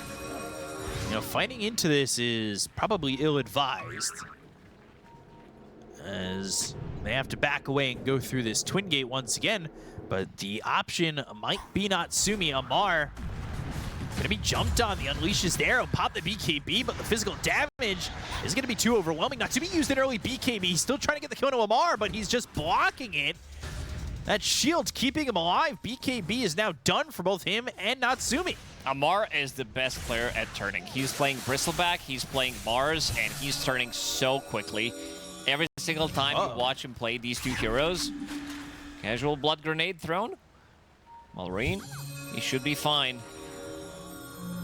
Unless he decides to jump. Uh-oh, they have obs on top of that kill. Not good. Phase shift and WS getting that kill. Malrine trying to juke, trying to jive, but they shut that down. And they kill him with all 5. Sometimes being too smart or too good is not actually good for you, because he was trying to stop. It's not like I know anything about this, but being too smart? Yeah, but in this situation, it didn't really end up well for him. Or, knowing that there is no BKB, he knows that they use BKBs at the same time, and this is a very nice pickoff for Team Falcons. First Deso charge. No, he didn't even get it. Nothing, nada, 0. Uh-oh. Sets up and has that spear, of course. Just in a little gap where that little cliff is, and they go immediately towards top. This is... what, Skeeter now second on the net worth. He's made a lot of money back. But it's still a 7,000 net worth lead. I mean, the supports on the side of Talon, it's one of the things that they struggled with in game number 1. I mean, levels especially, they were behind massively. This time around, they're doubling the net worth of their counterparts. And that is basically the net worth difference. Because the cores, for the most part, are pretty even. Yeah. So, honestly, I would say this net worth lead for Talon is a little bit deceiving. You'd think 7,000 feels a lot stronger, but because the cores are all in line with each other, it's not the same as, say, you know, PA up 4,000 over TA. Yeah, it can be. Maybe Gabe, let's see what Gabe has to say. Maybe he is a big Talon fan about percentages of Talon winning this game. We saw in the previous one, it was a bit misleading. You're on a first-name basis with the Gabe? Or Mr. Newell? Yeah. Oh. That's pretty cool. Yeah, I emailed him once. I didn't get my Crimson Witness. Didn't get enough of Crimson Witnesses during last DI. You want to tell a story? The game did slow down. You want to tell a story about Crimson Witness? I mean, you could tell it if you want me to tell it. I think it's funnier from your point of view. Well, my point of view is basically, this was last TI. Hold that thought. I'll hold it. Holding it. Marine, holding phase shift, dead shot a little bit early, still doesn't matter, they get the kill, they're gonna look over to Amar. I think that dead shot actually landed past Maureen all the way to Amar, and now he's just dead. Okay, I mean, Falcons, Maureen casually walked into that. That have the is ops. brutal. They have ops rewarded in the very close to the Tormentor, very close to the Twin Gate, which did allow them to get that jump. Sure, you got a Tormentor, but at what cost? I don't think they're happy with this trade. Back to the story, Benjamin. All right, get this out quick. Last TI, you know, it's a tradition that I make a fake email and send it to other talent that they are like, because the first time I receive an email that I got a Crimson Witness, that's when we make, you know, we put the logo and everything, we make an email address so that it looks like it's real. And then we send it to other talent, fake email that they got a Crimson Witness. Yeah, I received 3 of those on day 1. I was never more excited than I was. I came, hold on. All right, Joko's dead. I came back to the Airbnb and I opened up Steam, check my inventory, and nothing's there. And I'm like, surely this is a mistake. You're like, it probably needs a little bit of time to arrive. The servers are busy with different stuff and everything, but they never came. I wrote my email to Gavin. I was like, hey, Mr. Newell. Ball lightning Cast in. the game, Toss. B-Cop. Rebound in as well. They're going to look to get the kill here on to Snaking. They'll get themselves at least one with the BKB being popped here by WS. They'll finish off Crit. 2 gone. Ball lightning for more. Skitter is alone. But now Maureen, he joins the fight. The BKB, the spear comes through. They've got the arena, but it's not enough to deter them. It's another kill for Natsumi. Amar going to back away with the BKB as well as that shield up and ready. But eventually, time will run out for this Mars, or so I think. Can he get the blink off? No, another jump in, and Amar will end up dead. They're falling apart. They just don't have enough. WS, godlike in this game, involved in 15 out of 22 kills. Ooh. Didn't die a single time. Is about to finish off his nullifier. So that's going to be the big item against the Ringmaster. Dispelling Escape Act, Dispelling Glimmer Cape, Ghost Scepter that is on Tusk. Walrus Punch, but Ball Lightning Vortex. And the Wheel of Wonder. Okay, maybe they can get something with this for Falcons. Dream Coil also committed, so 2 heroes are gonna die. And Cuckoo now in a really bad spot with the dead shot lands onto the Tusk. Another punch. To tame the beast, they get the fear, they'll get the kill. for Malrine. 2,100 gold total going Malrine's way. He's in trouble too. This might just be an ultra kill. Malrine's going for more. They've got the waiting rift. The snowball hits and the damage is there. Malrine with an ultra kill. That's 2.5k gold that he just got in a span of 1 minute. Wow. Okay. He has enough money to buy a full Lincoln Sphere now. Man. In the end of that fight, and it looked like they got the advantage for Talon, but didn't even matter with Malrine getting 4 kills. BKBs were on cooldown. I guess they were not expecting, outside of Talon, for Falcons to play as aggressively. They're layering the spells nicely. Yeah, and Cuckoo gets caught. He's also got the impalement arts on him. The illusory orb hits, the tame the beasts. Maybe I spoke too soon. I said that they're falling apart. Talon, they are the ones who are falling apart right now. It's going to be Roshan or Falcons. Are they finally loosening their grip on this game? Because the Aegis here, too, all of a sudden, again, feels like we're kind of sitting back to even. I like what Skeeter's doing. He's saving those Deso charges for later. He bought it like 15 minutes. He wants to scale. This is like, I'm preparing for the late game. It's money in the bank for later, as long as the market stays okay. We'll see. Cuckoo, bottom. He's continuing to farm. He's almost got as much farm as Amar, who is, I wouldn't say struggling, because he's 1,000 gold behind WS. That's not like awful. It's bad, but it's not. I feel like struggle would be too harsh of a word there, whether it be a verb or an adjective or whatnot. We'll wonder with the arena. The BKB is going to be popped here by WS, but going in with a right click. Skeeter trying to get those first charges. Toggles once, but Yule's after the BKB and tame the beast, but the rebound out into the Guardian Greaves from Cuckoo, and he is alive. Ooh, Amar. Uncharacteristic mistake there from him. Doesn't land the spear. I believe spear was ready. He tried to use God's Rebuke, but also getting the rebound. He also has the shard, so he could have easily rebounded off of them. Would be another big kill. He's worth a lot of money right now. Hasn't died yet. Right? Not once. Only once. Going for the MKB is Skeeter. He'll be so powerful when he starts to get those charges. Yeah, imagine having to buy MKB just because there's no bug that your Mel doesn't have a True Strike anymore. It's an expensive fix. Really expensive fix. You have to spend almost 5,000 gold for it. I mean, that's almost 6,000 gold. Gem on Storm, just making sure they keep vision on this TA when push comes to shove. They've also got this axe soon on the Muerta, which, when they're grouped up as closely as they have been in the past for Falcons, that could be dangerous. Deadshot rips through 3 or 4 of you, and all of a sudden, you run away scared, feared up, and an opportunity there to get some kills. Makoto finishing off the Hex. He had lost his courier, so I had to go to the other secret shop, picks it up, and finishes that item.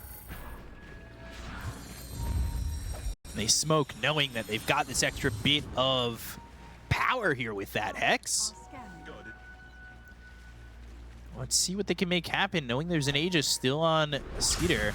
Oh, perfect spot. Perfect move from WS, knowing exactly where he was in the trees. Really well done. He read that blindly. There's no vision whatsoever on their side of the map. But smoke broke, and he assumes it's one spot where you're hiding in the trees. Good read. Aghanim Scepter almost about to be finished on Tusk. That's the big one. Needs another component. No way. I mean, they just ball lightning with the gem here. They're all going to make this work. The BKB, and all of a sudden, whoa, Skeeter's taking a lot of damage and lose the Aegis. I mean, that was a quick first kill. Down goes the Ringmaster. Natsumi's starting to output quite a bit. They've got the Nullifier, the ball lightning over. They're trying to get the kill to Skeeter. They've got the Dispose, and Natsumi's got a double kill. Skeeter doesn't have a buyback. This Hex purchase is pretty big on Makoto. Not your traditional Storm item. This is basically his third item. Kaya Sanj into BKB. And now they're ready to push for the high ground. WS looking to cut the creep wave bottom. That'll push into the tier 2 there, but I mean, they're in. Natsumi, another kill in the crit. Natsumi has 4 deaths, but now on a pretty big spree. Amar, he's trying to cut the wave. There is one creep available that is about to die, but he's getting jumped. Uh-oh. Amar, he'll stand his ground against Mikoto. Has some TPs coming his way. There is a regen rune top, though, for Mikoto. Uh-oh. That is the best rune to fill up that bottle with. Kind of brutal. And well, Jokem just dies there. Not a respect. I mean, this is where the game kind of did go in favor of Falcons once they got that ultra kill for Puck, but they managed to bring it back. Bring it back and gain a significant lead, too, going up against an Aegis. If they can finish off this Aghanim Scepter on crit, this could be pretty big. Even though Phantom Assassin is one of the heroes that can get into the fight relatively easily, especially with 20 talent, the Phantom Strike cast range makes it easier, but if you can boot her out of the fight during the BKB, could buy you just enough time. This is the item that got, I would say, heavily nerfed in 7.38. You can no longer cast while you're in Snowball, which is a massive nerf. Increased damage, that's a bit of a buff, and reduced push distance from 1400 to 1200. Plus, the slow duration has been nerfed. So, quite a lot of nerfs. The only thing that got buffed is pretty much the damage. And yet, Tusk's still popular despite the fact that nerfed all those things. WS, we saw that he wanted Ags earlier, but now he's just 150 gold away from it, and he'll have that Ags, he'll have that upgrade to the Unleash and that Silence. Risking the Tormentor, getting Shard from Mikoto.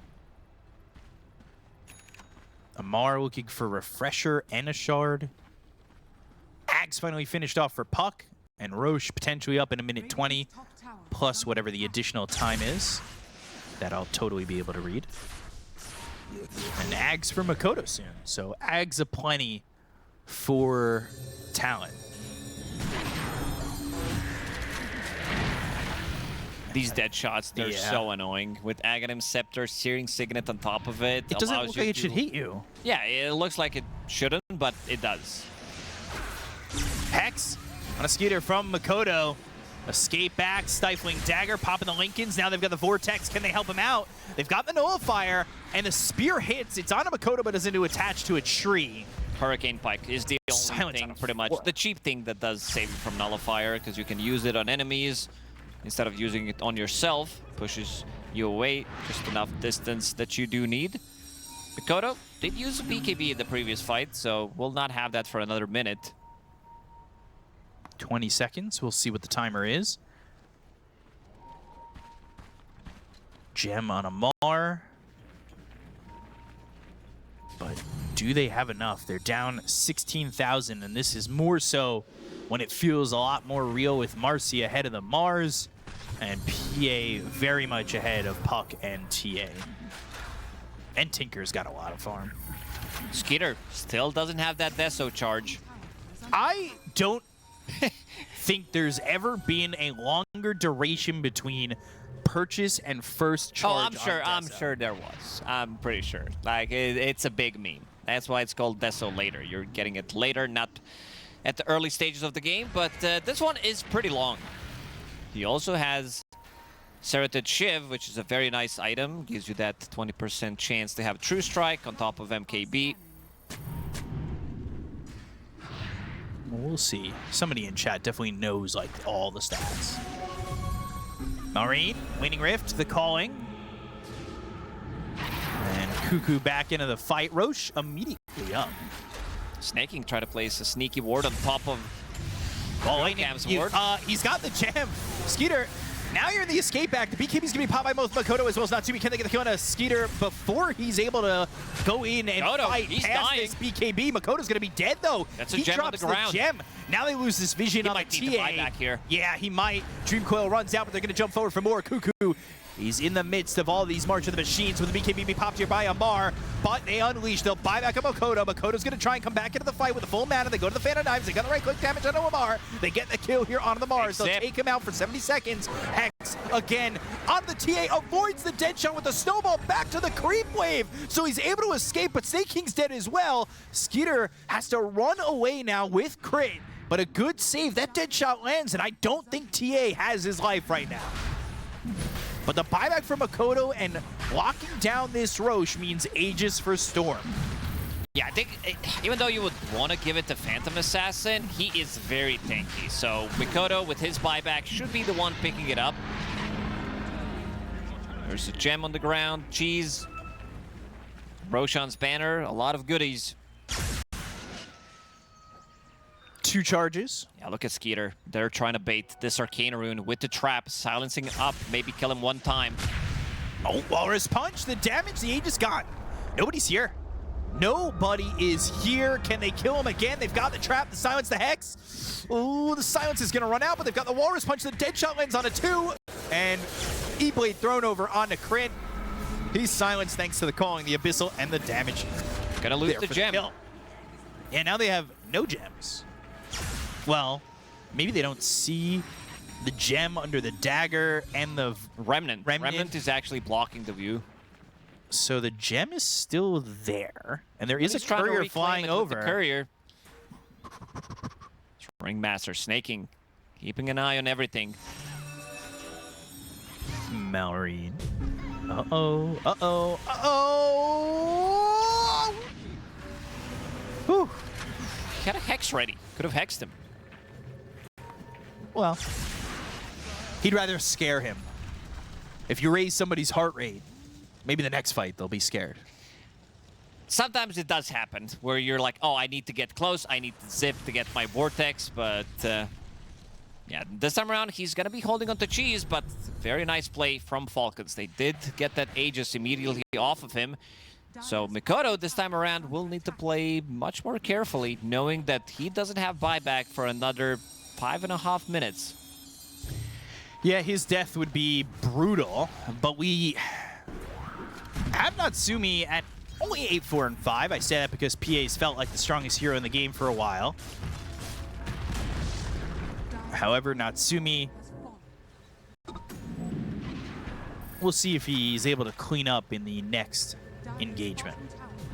Oh, speaking of which, Amar is caught and dead. Basically a solo kill. Yeah, Yules himself after, and that was unfortunate. Try to buy a little bit more time for a Hex, maybe even Blink play, but wasn't enough. Refresher available on Marcy. Double Unleash, double BKB. Ooh.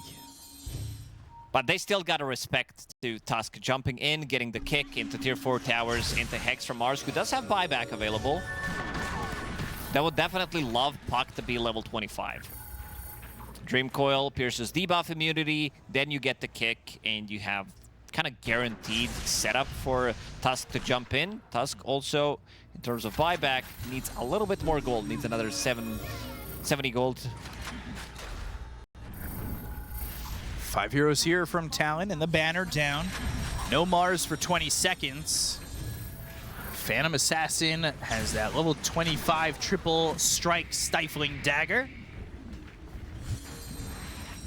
Can they stifle? Whew, these dead shots. Falcons they even catch Crit, who's hiding on the other side. It gets pretty massive. Yeah.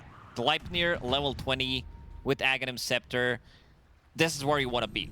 The other item that you could throw into this mix is Octarine Core to lower the cooldown of it. Just wanted to mention, by the way, Muerta has that shard. 0. Yeah. yeah.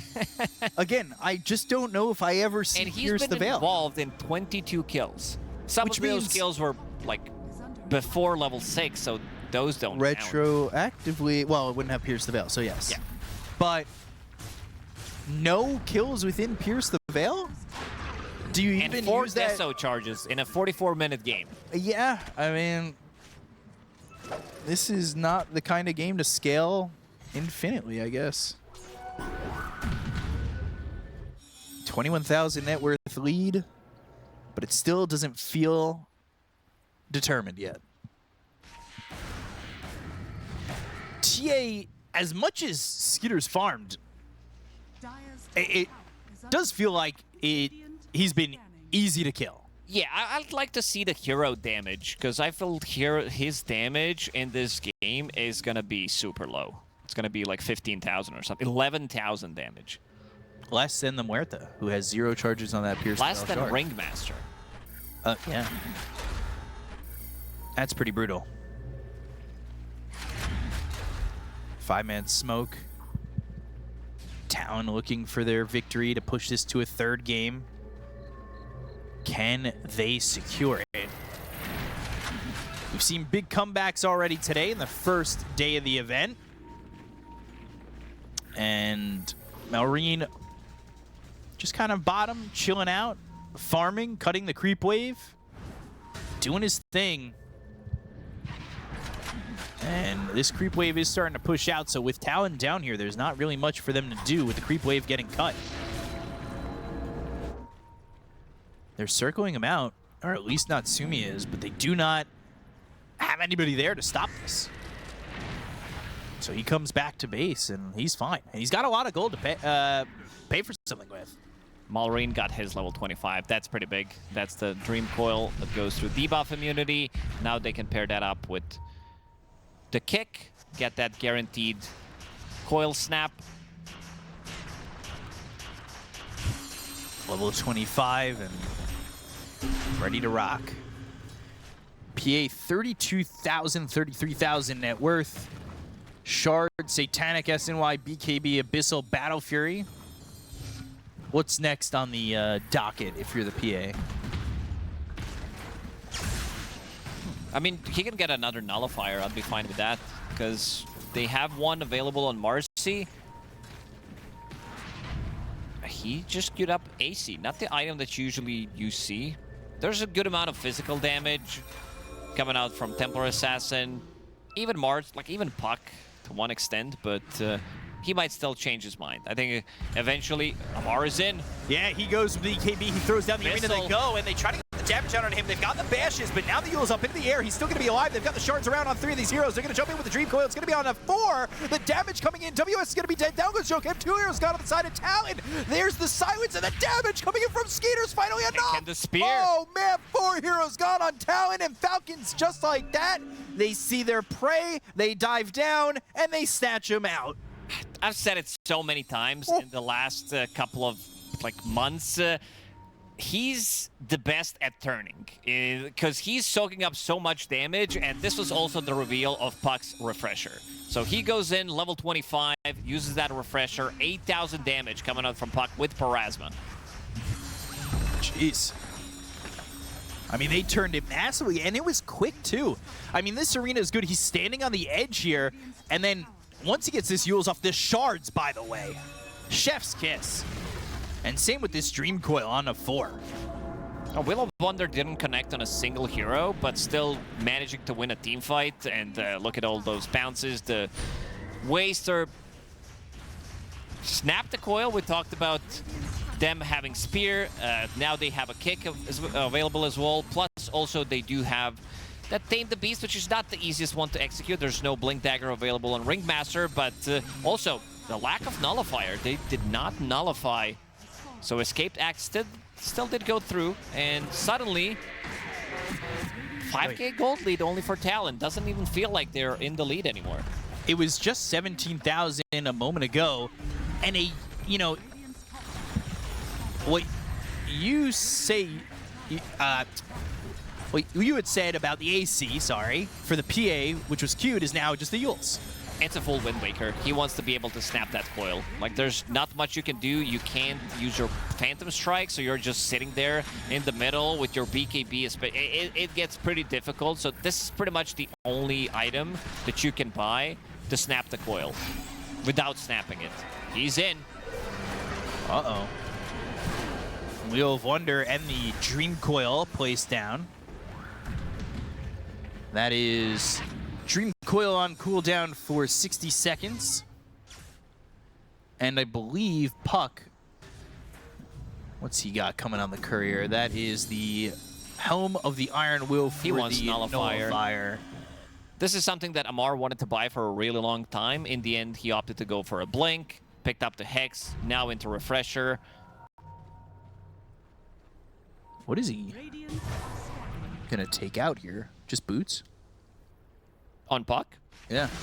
Yeah, you want to get through. I mean, he can still keep Power Treads, eat the Aghanim Scepter, but needs another, like, 2,000 gold. Yeah. Because you still want to have money for the buyback, so a lot of commitment.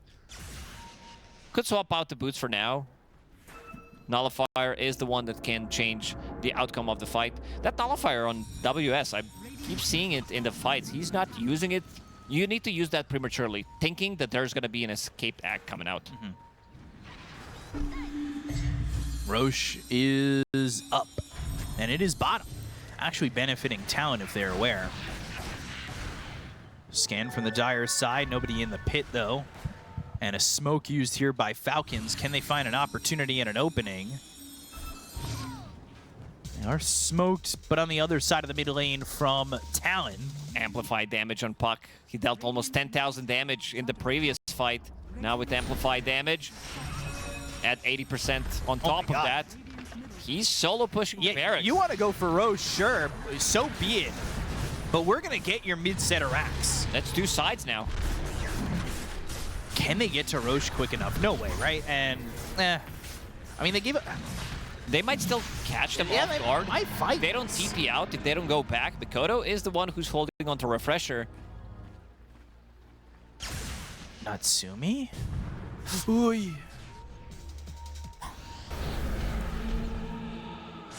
They look like they still want to fight this.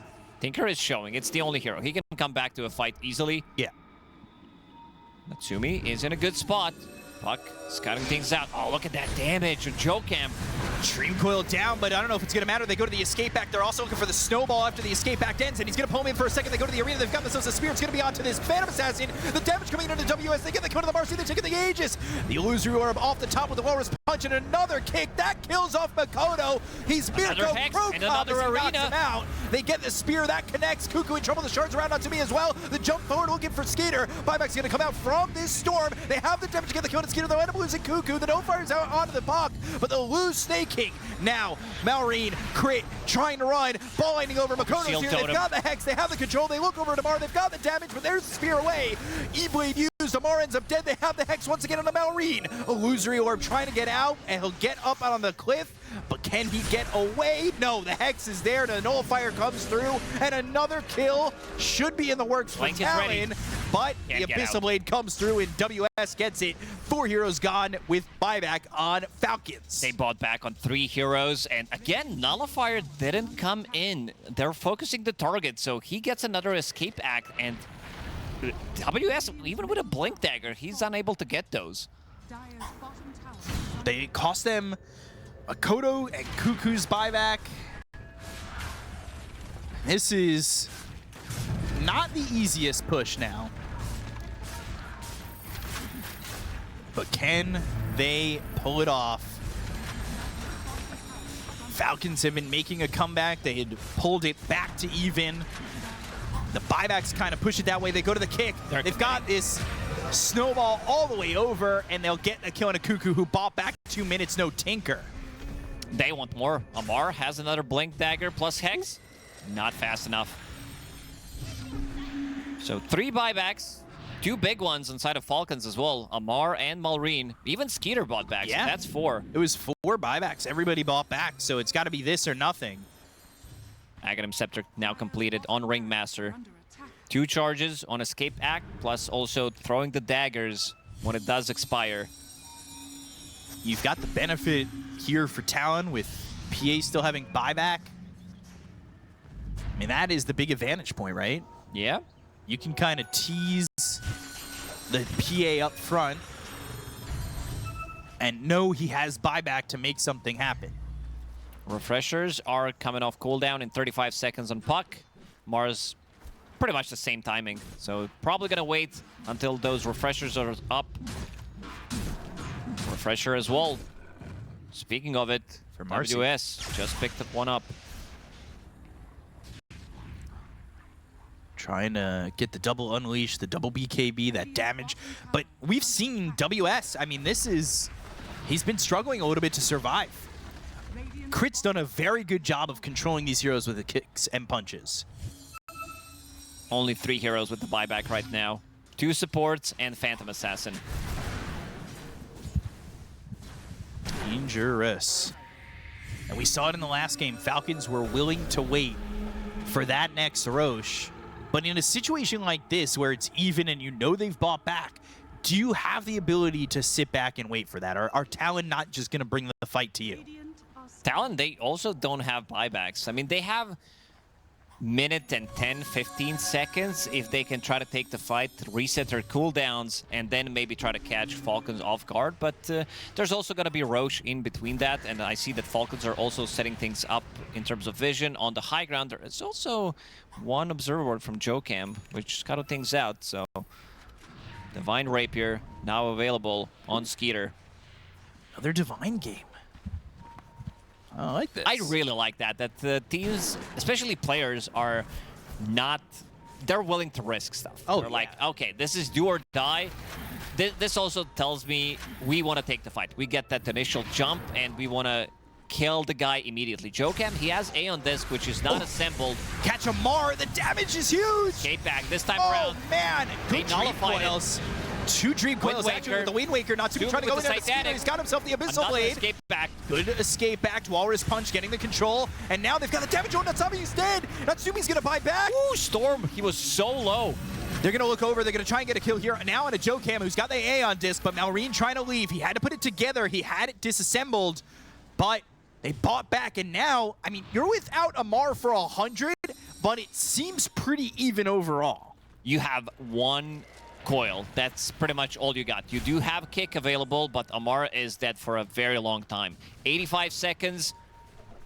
Natsumi, they caught him, but he's the only one pretty much that has buyback available. The important one. He had buyback available. Yeah. And now, if you're the 2 supports, could you just buy out? Nobody else has buyback on the team. But is the item that you can afford worth buying out for? Depends which item and how much gold you have. But for now, you want to have that buyback. Traps are in. Sentry, I believe they see it. Oh, that dead shot. I mean, that dead shot. I can't. 2 charges with Axe is brutal. That hurts. Take out that other trap. Pretty much, whoever wins this fight wins the game. Unleash. And the Dream Coil is going to come through. They've got the BKB from WS, but can they survive? Oh, they hit the Fear. It's onto the Tusk. Tusk is going to be hexed up. They'll get that kill. He's the one who's got buyback, though. They still don't have a Mar for 20 seconds. They go to the Vortex. It's onto 2 heroes. This laser thrown out on a Malrine. Dead shots flying through, but Malrine with the Waning Rift, it lands on a 2. The Stifling Dagger hits onto this Puck. As the look, ooh, the charge Arts doesn't hit. Shards off the mark. Cuckoo pops that Guardian Greaves. And now they've used that buyback. They used 1 buyback, but they also managed to save melee barracks, and most importantly, Amar is back. So he has Refresher available, immediately selling out his Yule Scepter, wants to get A on disc, has just enough money to buy it. And looking at the nullifiers, there's that 1 nullifier available on Marcy, but that's about it. Game is tight. Roche is soon, potentially. Could be a fight at Roche that determines this. Still about 3 minutes on a lot of these buybacks for the side of Falcons, but 2 minutes for the 3 on Talon. It's 5.5 for Natsumi, and of course 7 for Crit, who now has an A on disc, which might double help A him on survive. Disc. And 1 for Amar, yeah. Dire are scanning. How many charges? I want to take a look at Deso. Deso watch. 16 right now. All right, all right. Oh, more than half. We're getting there slowly. I don't know why I thought you were going to say more than 2, but definitely more than what he had 10 minutes ago, for sure. I think at this point, you sell it and you buy that nullifier. Like that, this Deso at this point doesn't really do much. 59 minutes. We're getting closer to tier 5 neutral items. This game's 59 minutes? I kind of had no idea. I didn't realize we were going on that long. This one's been putting me on the edge of my seat. I haven't noticed how much time has gone by. But Roche says 2 minutes, 38 seconds. I'm just going to agree. I have no idea what the timer says. I don't know. It looks like it's not that long of an extra timer. Yeah, this is 30 seconds and Roche is going to respawn. Okay, that's what I thought. I just don't have the confidence to say that. It's okay to lie from time to time. Well, yeah.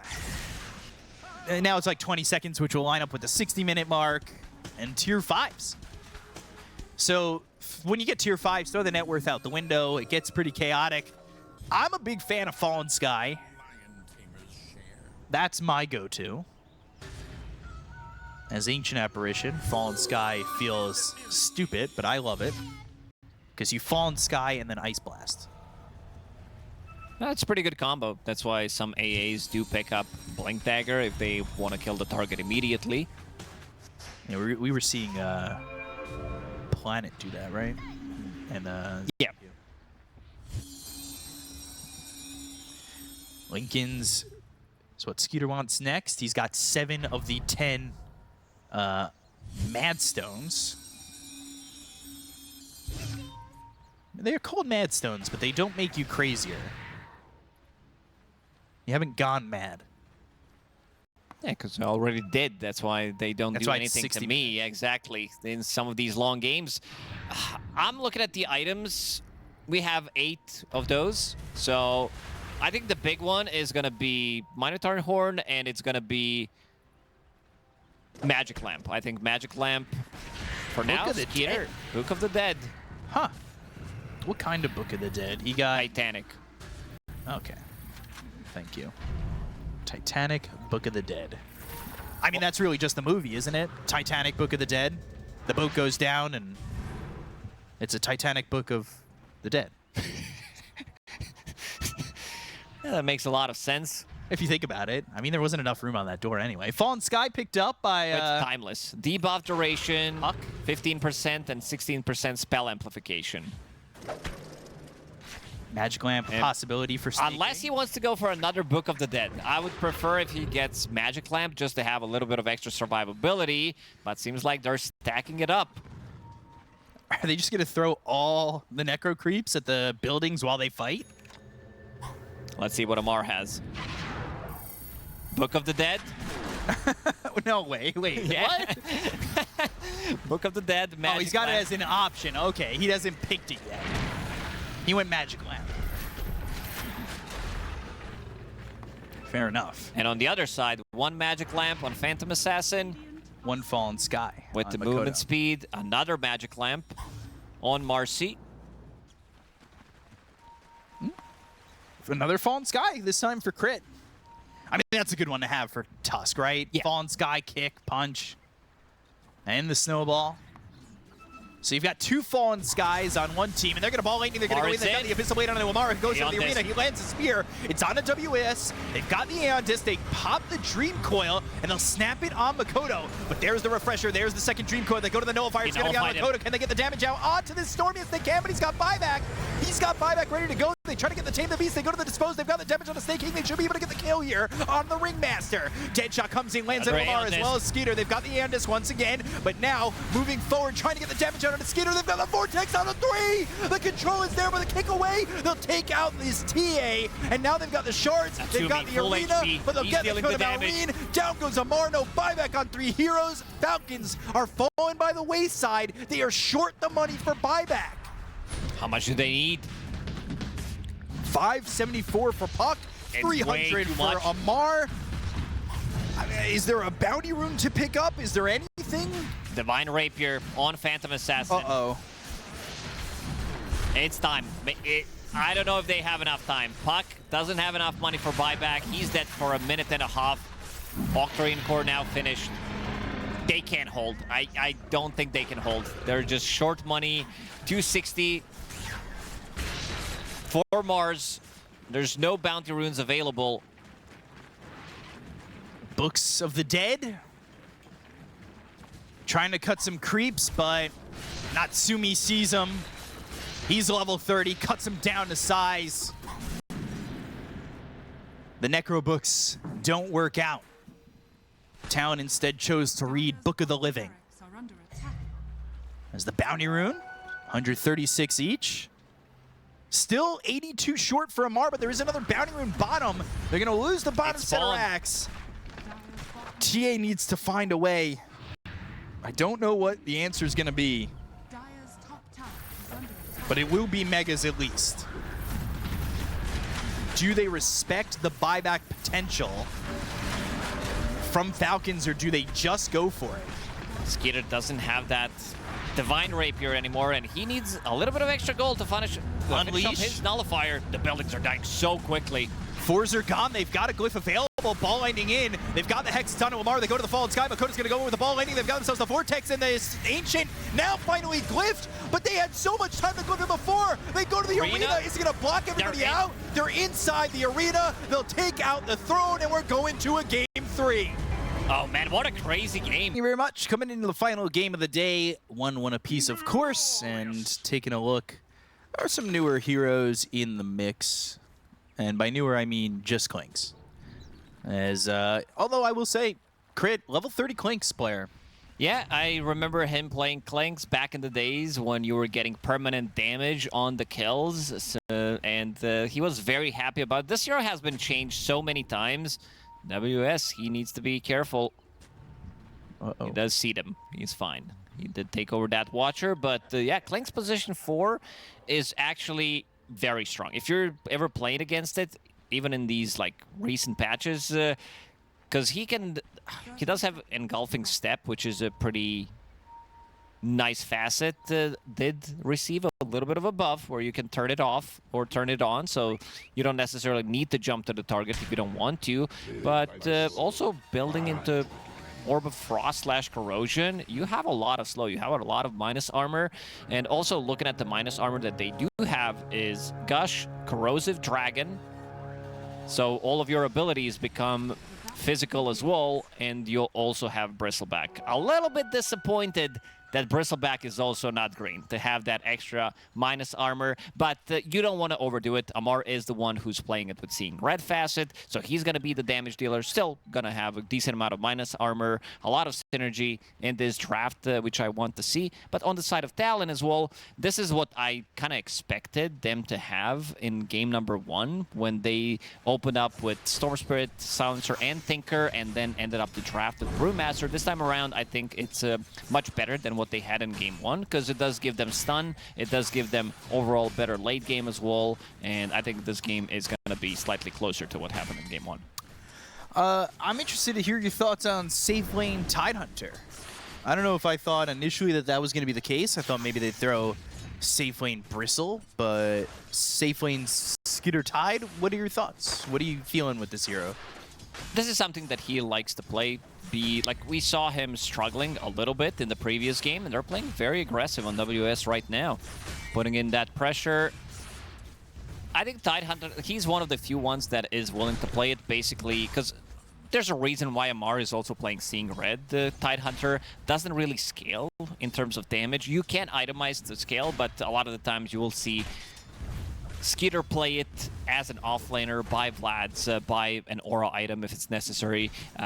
If it's a good game, I think this time around it's going to be a very good game to pick up Mage Slayer, and then you want to have another hero that's going to scale, and that's going to be Bristleback. And it's also going to be position 4 Clinks who's going to scale. Yeah, so that's what I was wondering. What's the build? You say Mage Slayer, you know, Tidehunter. Are you going Anchor Smash Facets? Are you going Gush Facets? What is the idea, at least, to try and focus on as Cuckoo gets low but doesn't die? Gets close to dying, but Yeah, you know, we've seen different builds with Tides, sometimes in Ags if you want to gush and hit multiple heroes and use that minus armor synergy on if the fights are grouped up a lot from the side of Talon as well. A very cool idea coming out from Falcons. Want to see how it's going to end up going, but yeah, panel also discussed about the break mechanic. It's I would say, the best Silver Edge game for Medusa to pick up. You're playing against Tide, Bristleback, and Dragonite. I don't think there's going to be a better game to have a break mechanic. And they also discussed the idea of maybe someone picks up a Mage Slayer. I don't think it's a Medusa item, but maybe somebody wants to pick it up to have that extra bit of a break on top of the Silver Edge. Snake King getting first blood, that dead shot into the anchor smash from Skeeter. Early on, he just gets himself a bracer. Mid lane is pretty even thus far as well, and I'm taking a look at the offlaners are pretty much all set. Like, everything's pretty even, other than that first blood. But of course, Clinkz having that Death Pact, he's 5-1. This is the hero that gets good amount of farm. I want to see what he's going to be building into, whether what Pana was talking about, pick up that Orchid, great against Storm. It's also very good Diffusal Blade game. I don't necessarily think that he needs to rush it. Clinkz does get a lot of farm. If he can get to his Cornucopia, turn that into Orchid, that'd be really nice. But also for the later stages, I think if he picks up Orchid, if he picks up Diffusal, great against Medusa, great against Storm Spirit. Even two supports, like, they don't like to play into that. You can just lock them down, maybe bait a little bit of any kind of a spell. Sanking doesn't have that big of a mana pool. He's basically jungling right now. Does Orchid from Crit force Storm to go into a Lincoln Sphere? Eventually, yeah, but yeah, you want to have BKB in this one. Lincoln's is also good. I mean, you're playing against Tidehunter's Shard, you're going to be playing into Dragontail's Stun, so Lincoln's definitely an item that he would want to pick up relatively early on. They do have multiple ways of saving him, with Global Silence, with the box from Ringmaster, and now we see WS also going into the jungle. He's going to try to get some extra farm here. He already made the stacks. Opening up the lane a little for that Tidehunter. And, I mean, if he's going to have the lane with no Sand King in it, which seems to be at least the case for now. And there's a case to be made for Snake King not being in the lane and getting that level 6 as quickly as he can on Tidehunter. Give him some solo experience, and you'll have access to that Ravage, big team fight early on.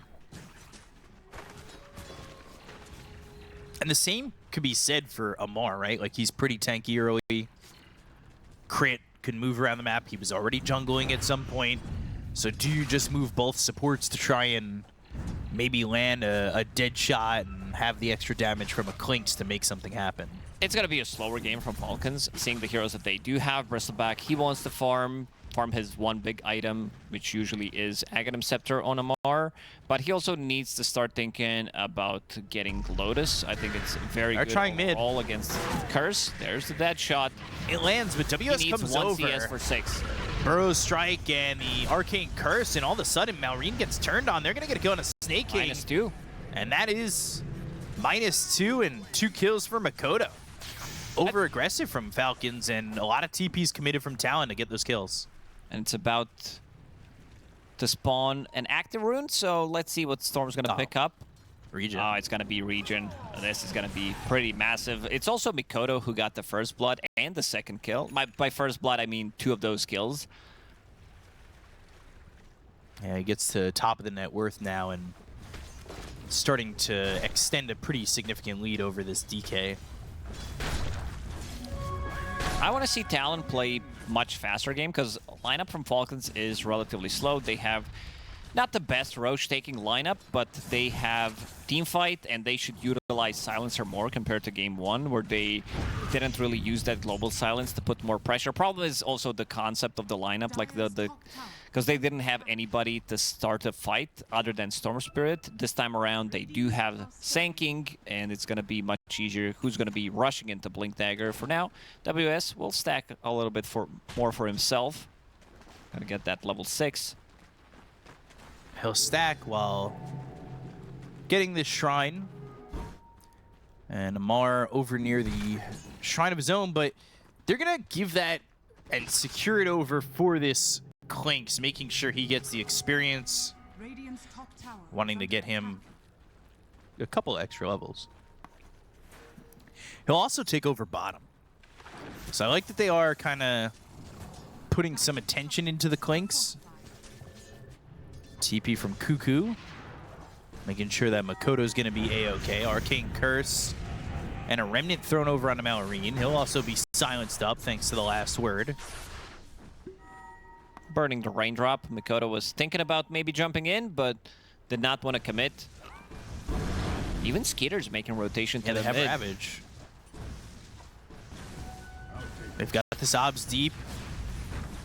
Need to be careful about how they go for this, but spotted, so Jocam's going to spot him, and they'll throw out that Gush. They have the minus armor. You look at the damage that comes through, and they'll get the kill on a Cuckoo.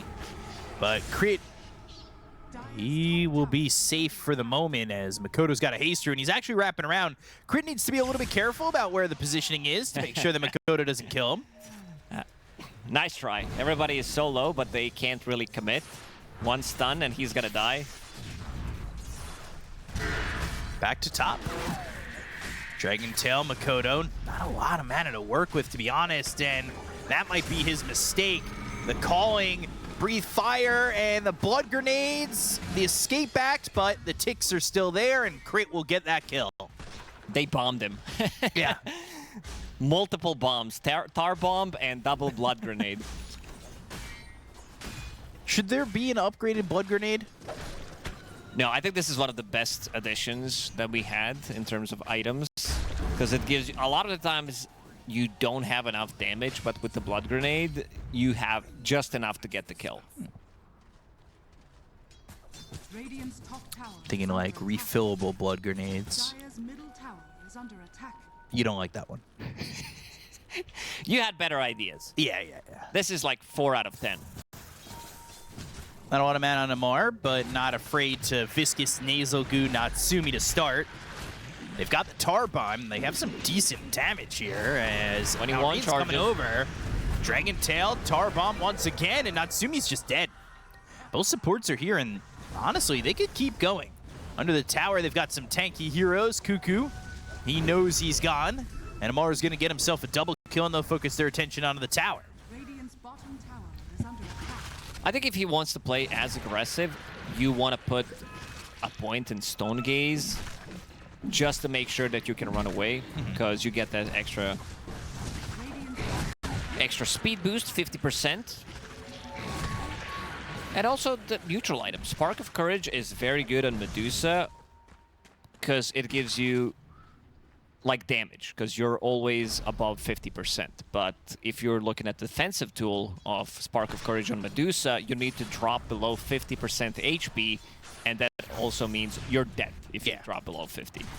That's 100 HP, 104. You gotta find a way to keep yourself constantly at half HP but full mana. Not sure there's a way. Blink Dagger for WS. Now they have that extra initiation tool. They are trying to get back into the game for Falcons for both the Bristle and the DK a little bit. But of course, Crit, top of the net worth for supports. A hero that really does scale well from the 4 position. Happy with the gold he's got so far. Has that early Orb of Corrosion and is, of course, going for that Orchid. And he's level 6, so he's happy with everything so far that he's gotten out of the map. Skeeter's got that Vlad's. He's going into a Blink Dagger 2. Getting close to level 10. The downside of Clinks is if you're trying to hide like this, your skeleton walk expires, and then you're leaving 2 skeletons on the ground. So if they have any kind of vision, they can see exactly where you're moving. WS showing up his Blink Dagger. A lot of the times you will see them trying to make a smoke play when you pick it up, but the heroes are very tanky. And this time around, Cuckoo hitting level 6 at almost 12 minutes. Not exactly where you want to be, but it is available, which does allow Storm Spirit to get that jump. And speaking of getting the jump... And also that, the jump, I mean, the skeletons showed them off. They had the obs down, and they'll get the kill and a crit. I mean, you talked about it, and then it immediately happened. He pops, they had the obs there to know he was still in range, and now Snake King, he's also in a bit of a bad way. Pierces the Veil, but that won't retroactively get you 2%. Just a pierce the veil to get away. Another power rune picked up for Mikoto, this time in amplified damage. All this time being spent kind of slowly expanding their reach. It turns into Amar, top of the net worth. He's been farming the jungle. Picks up a Blade Mail going into S and Y. We'll need some kind of a Dispel item in this game. It's a very good Lotus game. Not sure when he wants to pick it up, but eventually we'll have to. You're playing against Silencer. Arcane Curse is very annoying. Good against Storm. Good against Sanking. Where is DK at? What's he got coming on the courier right now? He's got his blink. Okay. So now they've got their initiator. He Blink puts Dagger's Blink Dagger on the courier. Does not want to show it. Ooh, puts it back on the courier because he got it delivered and then took it off again. Huh. Blink Dagger soon for the Tide. They are going to smoke, and then Malorian's going to get that Blink Dagger delivered. Again. Who can they find? Potentially Natsumi. I mean, Crit is down bottom, but now Natsumi with the Manta style, a little bit harder to kill. And a little bit too deep for them to want to try and go for. She is tanky, and also damage that they deal, it's not very explosive. So they will have time to react with the Global Silence. Try to back him up. As you said, Manta style is now finished. By the tier 2 tower too, so they just TP. And go. They are smoked on Talon. So this ob's not getting them anything. I believe it didn't see that smoke. And the tier 1 tower is dead. Natsumi now a little bit further out. He's by the tier 1 tower. Still gives them opportunity to TP in and try and play this defensively as Natsumi turns the other way. Burrow Strike connects, but the Gorgon's Grasp does not. And he's able to jump closer to Malrine and away from the harm of Talon. But they made this TP, and now Natsumi, he needs to be careful about his positioning. He does have WS nearby. Burrow Strike does land on the Clinks. Impalement Arts also hits on a crit. They go to the dust, and WS, he's going to die. He is in a lot of trouble, and so is the rest of the team. Dragon Tail comes out, Stone Gaze used, but Jokem falls too. And Cuckoo trying to get into the high ground. They don't even care about this Stone Gaze. They really don't care about the Medusa. The objective may be to go for Cuckoo, who is able to get through the Twin Gate and escape. He does. Seems like they want to follow him. They have Blink Dagger available on Dragonite, but they're like, Tormentor, we have the minus armor, we're gonna get it, and let's see. Snaking, nothing. Here's the Veil, 0. Over under 5%. It could be 4 or 6. Yeah, so that would be the reason you put 5. So it's definitely under, because you wouldn't want to be even with it. Oh, I see. You're getting smarter here, huh? No. Not because you're talking to me that you're definitely not getting smarter. I would say over. I mean, it's a position 5 Muerta, so she doesn't get the farm priority, but they would definitely love if Kling somehow managed to get his shard. It's a very good farming tool for him. It does allow you to one-shot the creep wave. So over 5% on that shard. Let's see. Skeeter, Impalement Arts on him. He was building that blink, but I believe bought that shard first. Ball ending all the way over. Burrow strike, crit caught. A little bit of a ravage. But Malrina's here. Dragon Tail on it. Cuckoo, the calling, the silence, and the escape act not enough. But Skeeter still wants something, and he'll just farm the creep wave. Has this shield rune working for him. Feels pretty healthy for the moment. And now he's got that blink dagger. Yet to see a ravage. Waiting. Yet to see so global far. silence as well. He got it 12 minutes in. Still didn't use it one time. They need to be the one blinking in, going onto a target with Sanking and Storm Spirit, and then using global silence so they can't react to it. Medusa, she does continue to farm up. Pretty standard carry Medusa item build, at least first 2 items. Silver Edge, we said that it's very important to get it in this game, so he's gonna get it earlier. All 3 cores on Falcons need to be broken. Can they sustain break and get these kills? WS looking for Ags. Gets a salve for himself. Top of the net worth is Natsumi. They only killed him that one time. Up to this point. Dead in the water, but Makoto near, and Skeeter's gonna back away. Dust used as WS is on the run. He is dusted up, but they don't see him on the bottom end towards the river. And again, another missed opportunity. Amar is very tanky. He didn't die a single time. Did by Sanj, did by Glimmer Cape, which makes him super tanky. Hate to see that. Global silence to secure that Storm was going to escape, but I don't really think he was in all too much danger. Maybe they thought that they would just use Ravage.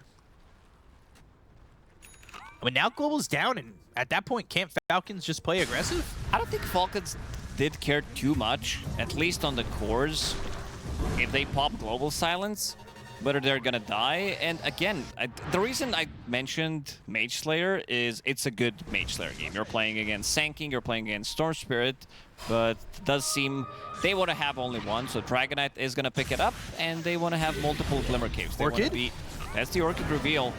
Gorgon's Grasp, Blink, Ravage on the 2, and Makoto's dead. Sanking gets the kill with this dead shot. They'll end up losing crit, but they want more.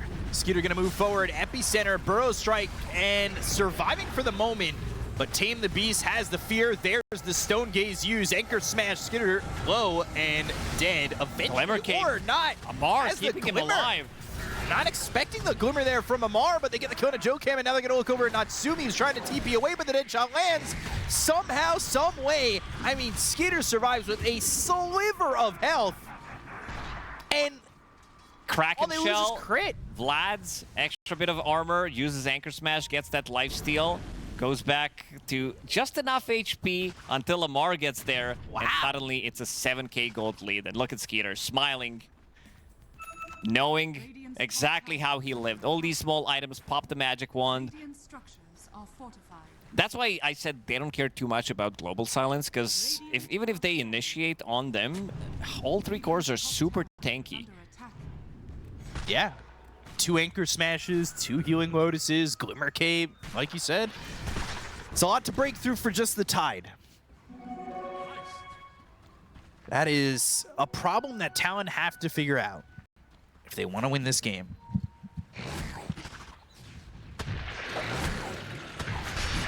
Jokam in trouble. Lane Mail popped if they want to put some damage on, but here comes Skeeter and Wheel of Wonder. They could wait, and they won't commit. Thought they might just blink to the high ground and try to blink Anchor Smash and do the same thing where Skeeter runs away with 20 HP. Yeah, basically. Roshan's definitely on the menu for Falcons. They have more than enough damage to kill it, more than enough minus armor. Another Glimmer being built for Skeeter. Skeeter's gonna have that Glimmer, so he'll be himself even more hard to kill. Not the most one-position items I've ever seen in my life before. No, like he's not playing carry. It's going to be Amar who's going to be dealing the damage, about to finish off SNY, and they're also going to give Amar Aegis, knowing that he is definitely more important than Skeeter, knowing that Skeeter will get the Ravage off no matter what. They can't really kill him from 100 to 0, not until Medusa gets the Silver Edge, which she is very far away from. Definitely feels like a guess the hero kind of build, but it is Tide's build. Bottom tier 2, that's in some trouble. Smoke getting popped by Snake King, and Skeeter is within it. Who can they find? They do have Ravage. They do have the Blink once again. Blink. Dead in the water, and the Calling, the Rod of Atos, and the Dead Shot. That's a dead WS. Sanking Storm, they really hate to play into Leash mechanic, and a Rod of Atos on top of that, so they definitely need some kind of a Dispel mechanic. Storm Spirit is going for BKB, does have it finished. Sanking is going to be on the receiving end. When he blinks in, I don't think he's going to be able to get the second round of spells. Yeah, I kind of agree with that. And, I mean, they're just getting famished for farm. They're losing massive towers. They're look at the losing supports. their map. Yeah, the supports have nothing on the side of town. I mean, that was a big indicator in game number 1, too. There was a 6-7 level difference between the supports, and the net worth was massive. Yeah, one support has Fluffy Hat, the other one is about to finish off Bloodthorn in 1,000 gold. They'll need a little bit more, considering that he did die. Butterfly finished for Medusa. They are getting a lot of farm here for Natsumi, and I mean, maybe the Butterfly is going to be enough. However, I mean, they've kind of proven, at least in the last fights, you don't have to focus the Medusa. Go for everybody else first. And then when Medusa's last, she just dies. Yeah, life. Especially if she gets isolated with all this minus armor, she's just gonna drop. Butterfly is a good one because they don't have anything to deal with the evasion right now. Bloodthorn is gonna be the big one, but ever since the changes, it only works on your hero. So it basically works on Clinks. It doesn't work. You don't have True Strike on everybody else that is attacking. WS dusted. And now on the run, but dead in the water again. Leashed up, Maureen here. Dragon Tail, a little bit of a Ravage, but not from the Tidehunter. Tide summoning his friends. Yeah, griefing by hitting his own teammates, though. And again, it's just bottom and mid are pushed so far forward in terms of like where you're feeling safe for Talon that there's not much of a map to farm. And the only one really getting anything on the map is Natsumi. A little worried about how far that gets you. BKB, that's a big box. Big escape act to leave with. They know that they can get their spells off, they can get their BKBs off. Pretty similar to what happened in game 1, where Talon, they just couldn't kill the heroes. And we are seeing the pretty similar itemization. BKBs this time around, they're focusing more to get the Glimmer Capes. So now we have one on Tidehunter, one on Bristleback, Mage Slayer on Dragon Knight. He does have BKB of his own going into SNY. So all the tanky items. I don't really know how Talon get most of the map back. They're going to have to fight. They know this Aegis exists for 45 more seconds, but it might be too little too late. Global Silence, Wheel of Wonder, Ball Lightning all the way in. They get the Kona crit. But can they escape from this now? Ravage ends up getting used, lands onto the Storm, and now he's leashed up with Dead in the Water. They'll take out this Ringmaster. Vortex comes through, but Makoto's dead. They're going to find WS, who would try to survive with a Burrow Strike inside the trees. But an Anchor Smash from Scooter gets the third, and that's a 3-for-1. There's so much minus armor. These heroes are dying instantly. It seems like Crit is the only hero that they can kill. Yeah. I mean, two of the heroes on the side of Falcons haven't died. Tide and Bristle feel unkillable. And am I saying that to try and maybe get the game back to even with a little bit of a caster's curse? Potentially. I don't think this game is throwable. It's just that they're going to keep the pressure, go for next Roshan, and probably go for the high ground. You have more than enough damage. You take the fight, you're losing at least one side. And there's that Bloodthorn on your position 4, 26 minutes in. Not a bad timing at all. 1,400 gold away from an Ags on your position 5 Muerta, too. You're going to feel really good with that bigger dead shot. Level 15 for snaking, like, this is a good spot to be in. You're obviously quite far away from it, but if the game goes long enough, the double dead shot charge feels really big power spike for the hero. Oh, yeah. Shadow Blade completed on Natsumi. Desperately needs that Silver Edge. With Silver Edge, the heroes can die. They can definitely kill some of them. Because if you break Tidehunter, he's not going to be able to crack in any of the stuns. So you need to go with the full Epicenter, pull him in with the Storm Spirit, Global Silence, can crack in that one off. There might be 2 Glimmer Capes that are going to come out. Plus he has a Gale Guard, which makes him super tanky. Still feels unkillable. Still, I think he dies. If they commit everything onto Tidehunter, I believe he dies. But then, that's 1, right? Yes. The problem is the other 4. Yeah. Look, we got him. We finally became Gallagher. We smashed the watermelon. Amar but then you just die. Solo pushing the bottom. High-fiving, no one wants to come. So it has to be the tower. Silver Edge. We're getting close, but not really. 60 minutes? No, he needs another 800 gold. Let's see if Falcons decide to go for the high ground immediately, or if they want to choke them out a little bit more, because Talon didn't really do much. We haven't seen the combo that they picked. Storm Spirit going in, sinking with the Burrow Strike, Epicenter, follow it up by a Global Silence. Never really happened in this game. Not once. I think the one Global Silence that we really saw was to get Makoto out.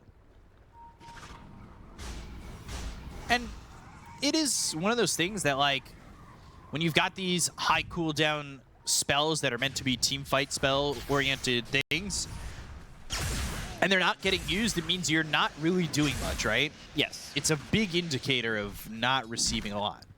Alrain. BKB TP out. So, minus the crit kill... Yeah, I don't remember last time someone died on Falcons. So, probably Muerta, but that's about it. Okay. The last time they killed a hero that wasn't crit was like 11 minutes. Was 6 minutes. Was at 6 minutes. Was that 6 minutes? Yes, was 20 minutes ago. 23 minutes ago. If I've looked at this graph correctly, which I believe I have. Let's see. Can they kill him?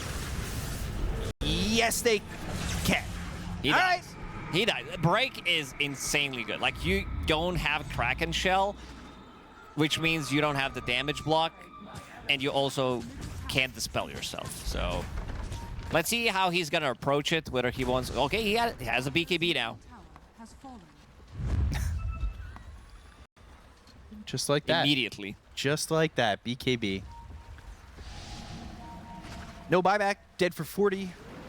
Roche going bottom, Burrow Strike connects. This time they've got a break. When they're able to do it one by one, it feels really good. But the break has run out, and now the calling is down, the Stone Gaze is used, because I believe Talon, they want to leave. But are they going to be able to do so? Viscous Nasal Goose slows down Natsumi for a moment, goes back into the Silver Edge, Burrow Strike from the high ground, they go to the Global Silence, they're in trouble now on Amar, and they get the kill. So now you're without 2 heroes and Roche available. All of a sudden, Talon's grip gets a little bit tighter. Yeah, Medusa is online. This is the item that she needed desperately. Silver Edge, as soon as she picks it up, they get 2 big kills. Weren't able to get the kill on Roshan, but it does change things a little bit more. Seems like Falcons, they want to strike. Crit. He's ready.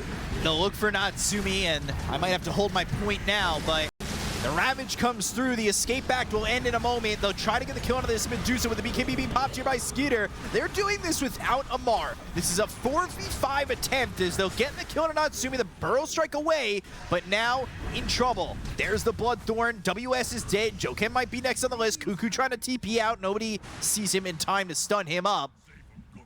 And Joken is able to get back onto the high ground.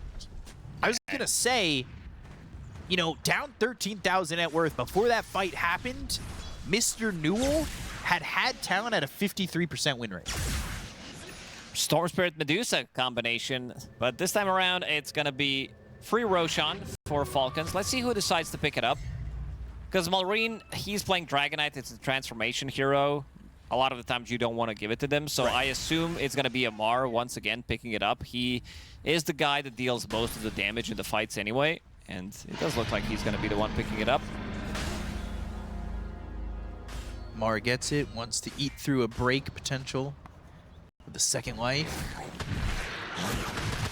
He's going into the BKB, he wants Ags. Definitely interested to see if Falcons use this Aegis to try and go into the high ground. Crit, he's very close to his next pick. He's buying some expensive items. Bloodthorn is 6.6k gold. He's buying Nullifier as well. Look at his net worth, 13,000. He does have a shard. By a lot. Yeah. There's another support near him, but it's actually the 5-position Muerta who has that Ags now. Snaking died only one time. I mean, the last time he died, you said that they killed him. At minute 6.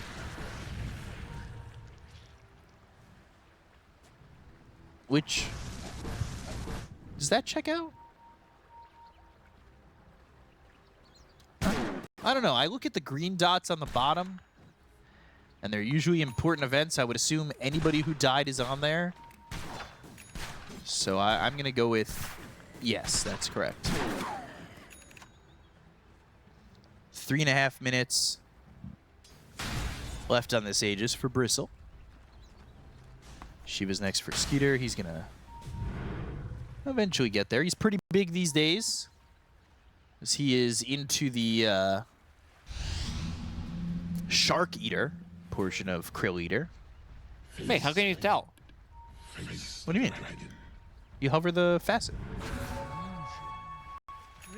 And it tells you a different animal every single time? Every level it switches. I know that he says it, because I could eat a krill, I could eat a plankton, but never noticed this. Pretty cool. Ball Lightning, Vortex, crit, tamed and killed. Decent damage on a WS, but another crit death. Crit's got a lot of farm. Crit's been the sacrifice. He's a part of 60% of the deaths for Falcons. And this Aegis, 2.5 more minutes, but I will say, surprisingly from Falcons, with where they are on the map, is a bit of a shock. They're not, at least not yet, looking to fight. But maybe they were waiting for the Snowfire, and now they're waiting for crit. Or not. I mean, I don't even know if they need crit. They should definitely try to go for the high ground push. It's 20,000. Even for Falcon standards, this should be enough to try to poke. See what's going to happen. Just enough to poke. 30,000 is where you really commit. Solar Crest for Silencer. Mar will stand on the high ground and look for the tier 3 tower. 400 damage on him. Almost 500. To get a tower. That's Him and Dragonite, they have more than enough damage, but they are sieging very slow, being careful just in case that they want to initiate with this break. Both of them have BKBs. Actually, 3 cores have BKBs. Amar has one in the backpack. They got the tower. Stone Gaze used very early. Crit is not even in this fight. He's searching on the different side of the map. down too. it's not just that Epicenter is down, your Aghanim Scepter doesn't work. Like, it's tied to your Aghanim Scepter, so a lot of that network that is on WS, who's already struggling, is kind of down the drain. So 2 huge ults just got used, and they didn't even commit to the initiation. We'll click the button, see what's gonna happen. Not much happened other than them pretty much losing the game there, but not a big deal. Medusa still not fully online. You saw Crit was playing on a different side of the map, was searching for somebody who was gonna try to go for a split push, maybe force a BKB. And they don't have the break for this. They can't defend. There's nothing. I don't think you have enough damage, and the Mar's gonna be the one solo sieging. 20 seconds. Maybe they can time this Aegis. They got the break. Wheel of Wonder, Gorgon's Grasp. They get the Aegis though. Could have waited a little bit, but decided to go now, and that's it. All right, All the abilities are pretty much available. All 3 BKBs are ready for Falcons. So they're waiting for an opportunity to get a pick off and then go for the high ground again. We'll see if they get it. Bottom lane pushing in a little bit with Skeeter taking the bottom creep wave. Top lane is going to be pushing in naturally. Good dead shot. Good dead shot. Every time it lands. Although way easier with an Ag, so I feel like complementing a skill shot maybe is not as needed. I don't even know if it's a skill shot. Once we get to that point. Once we get to the Ags. Before level 10, it is a skill shot. At level 10, it becomes much easier, 300 cast range. Then you get to your level 20, and then it makes it much, much easier. Plus, he also has Keen Eye, so cast range on top of that, not really fair. Team Falcons, you can go for the high ground. Yeah. You are allowed. We allow you to go and push the high ground. Falcons are attacking birds of prey. The team name is not Team Vultures, where they wait for the animal to die on its own from natural causes and then get the pickings at the end. Kret is same level as Storm Spirit. Level 20 on both of them. Wow. I mean, that is, for a 4 position, pretty brutal. And Muerta's 22. Muerta caught up. And now has the 2 Deadshot charges. We saw that earlier, where I said good to Deadshot twice. Blue Whale leader now for Tidehunter. That's a big thing to eat. If you're it's the biggest animal that's on the planet. Sperm whale, I thought. No, it's blue whale. Is it blue whale? Yeah. I don't know my whales. Anyway, I wonder what's next. I never get this high level on Tidehunter. I mean, they could call that whale that you mentioned something different. Man, scientists are definitely up to something. They're having a good laugh, but if we name it first, we can name it whatever we want. Try to discover something. If you discover something new, you could call it whatever you want. 26,000 net worth. Lead here for Falcons. And the next Roche in 15 seconds, potentially. Wait it out. No need to risk anything. Kurt has been farming. Like, they've been farming the whole map. You saw where Tidehunter was farming, and then they decided to go for the high ground, but it's a very painful, very slow death. Talon, we haven't seen a move from them in a long time. They managed to kill Tidehunter in the mid lane, kill Bristleback, but before that, they were also pretty silent. How long is this Roche gonna be? Pretty quick-ish. Like a minute 20. Although, we'll see if Falcons want to fight. They're playing pretty conservatively to the point where it feels like this could have been an 0-2 Swiss stage series. Or like an elimination series. And this is at 0-0. But they're looking for their moment. They're trying to find just the precise opportunity. But Talon looking to come back. They've got the Wheel of Wonder. They have the Global Silence. They'll go for the damage to get the kill to Skeeter. They'll get the kill on the Tidehunter. Now they'll look over at Malrine with BKB. Staking, piercing the Veil. They buy back on the Tidehunter, and he's going to be able to TP into the outpost. But they'll go after the Bristleback. Amar trying to stand his ground, but now Tini with BKB. Shot. The damage coming out. Doesn't care for your Blade Mail and won't get the kill. Lotus. It's healed up by the Lotus. They'll kill off Crit. He's dead. Has buyback. Ringmaster buys back too. So Jokam buys back. Skeeter's in. They've got the Fireball on the deck. They'll go to the Ravage that hits all 5 heroes on the side of Talon. Is this going to be finally the checkered flag for Falcons? They get the kill to Cuckoo. They take out Natsumi, who does not have buyback. And down goes WS. 3 heroes gone on the side of Talon. Skeeter, he was the bait.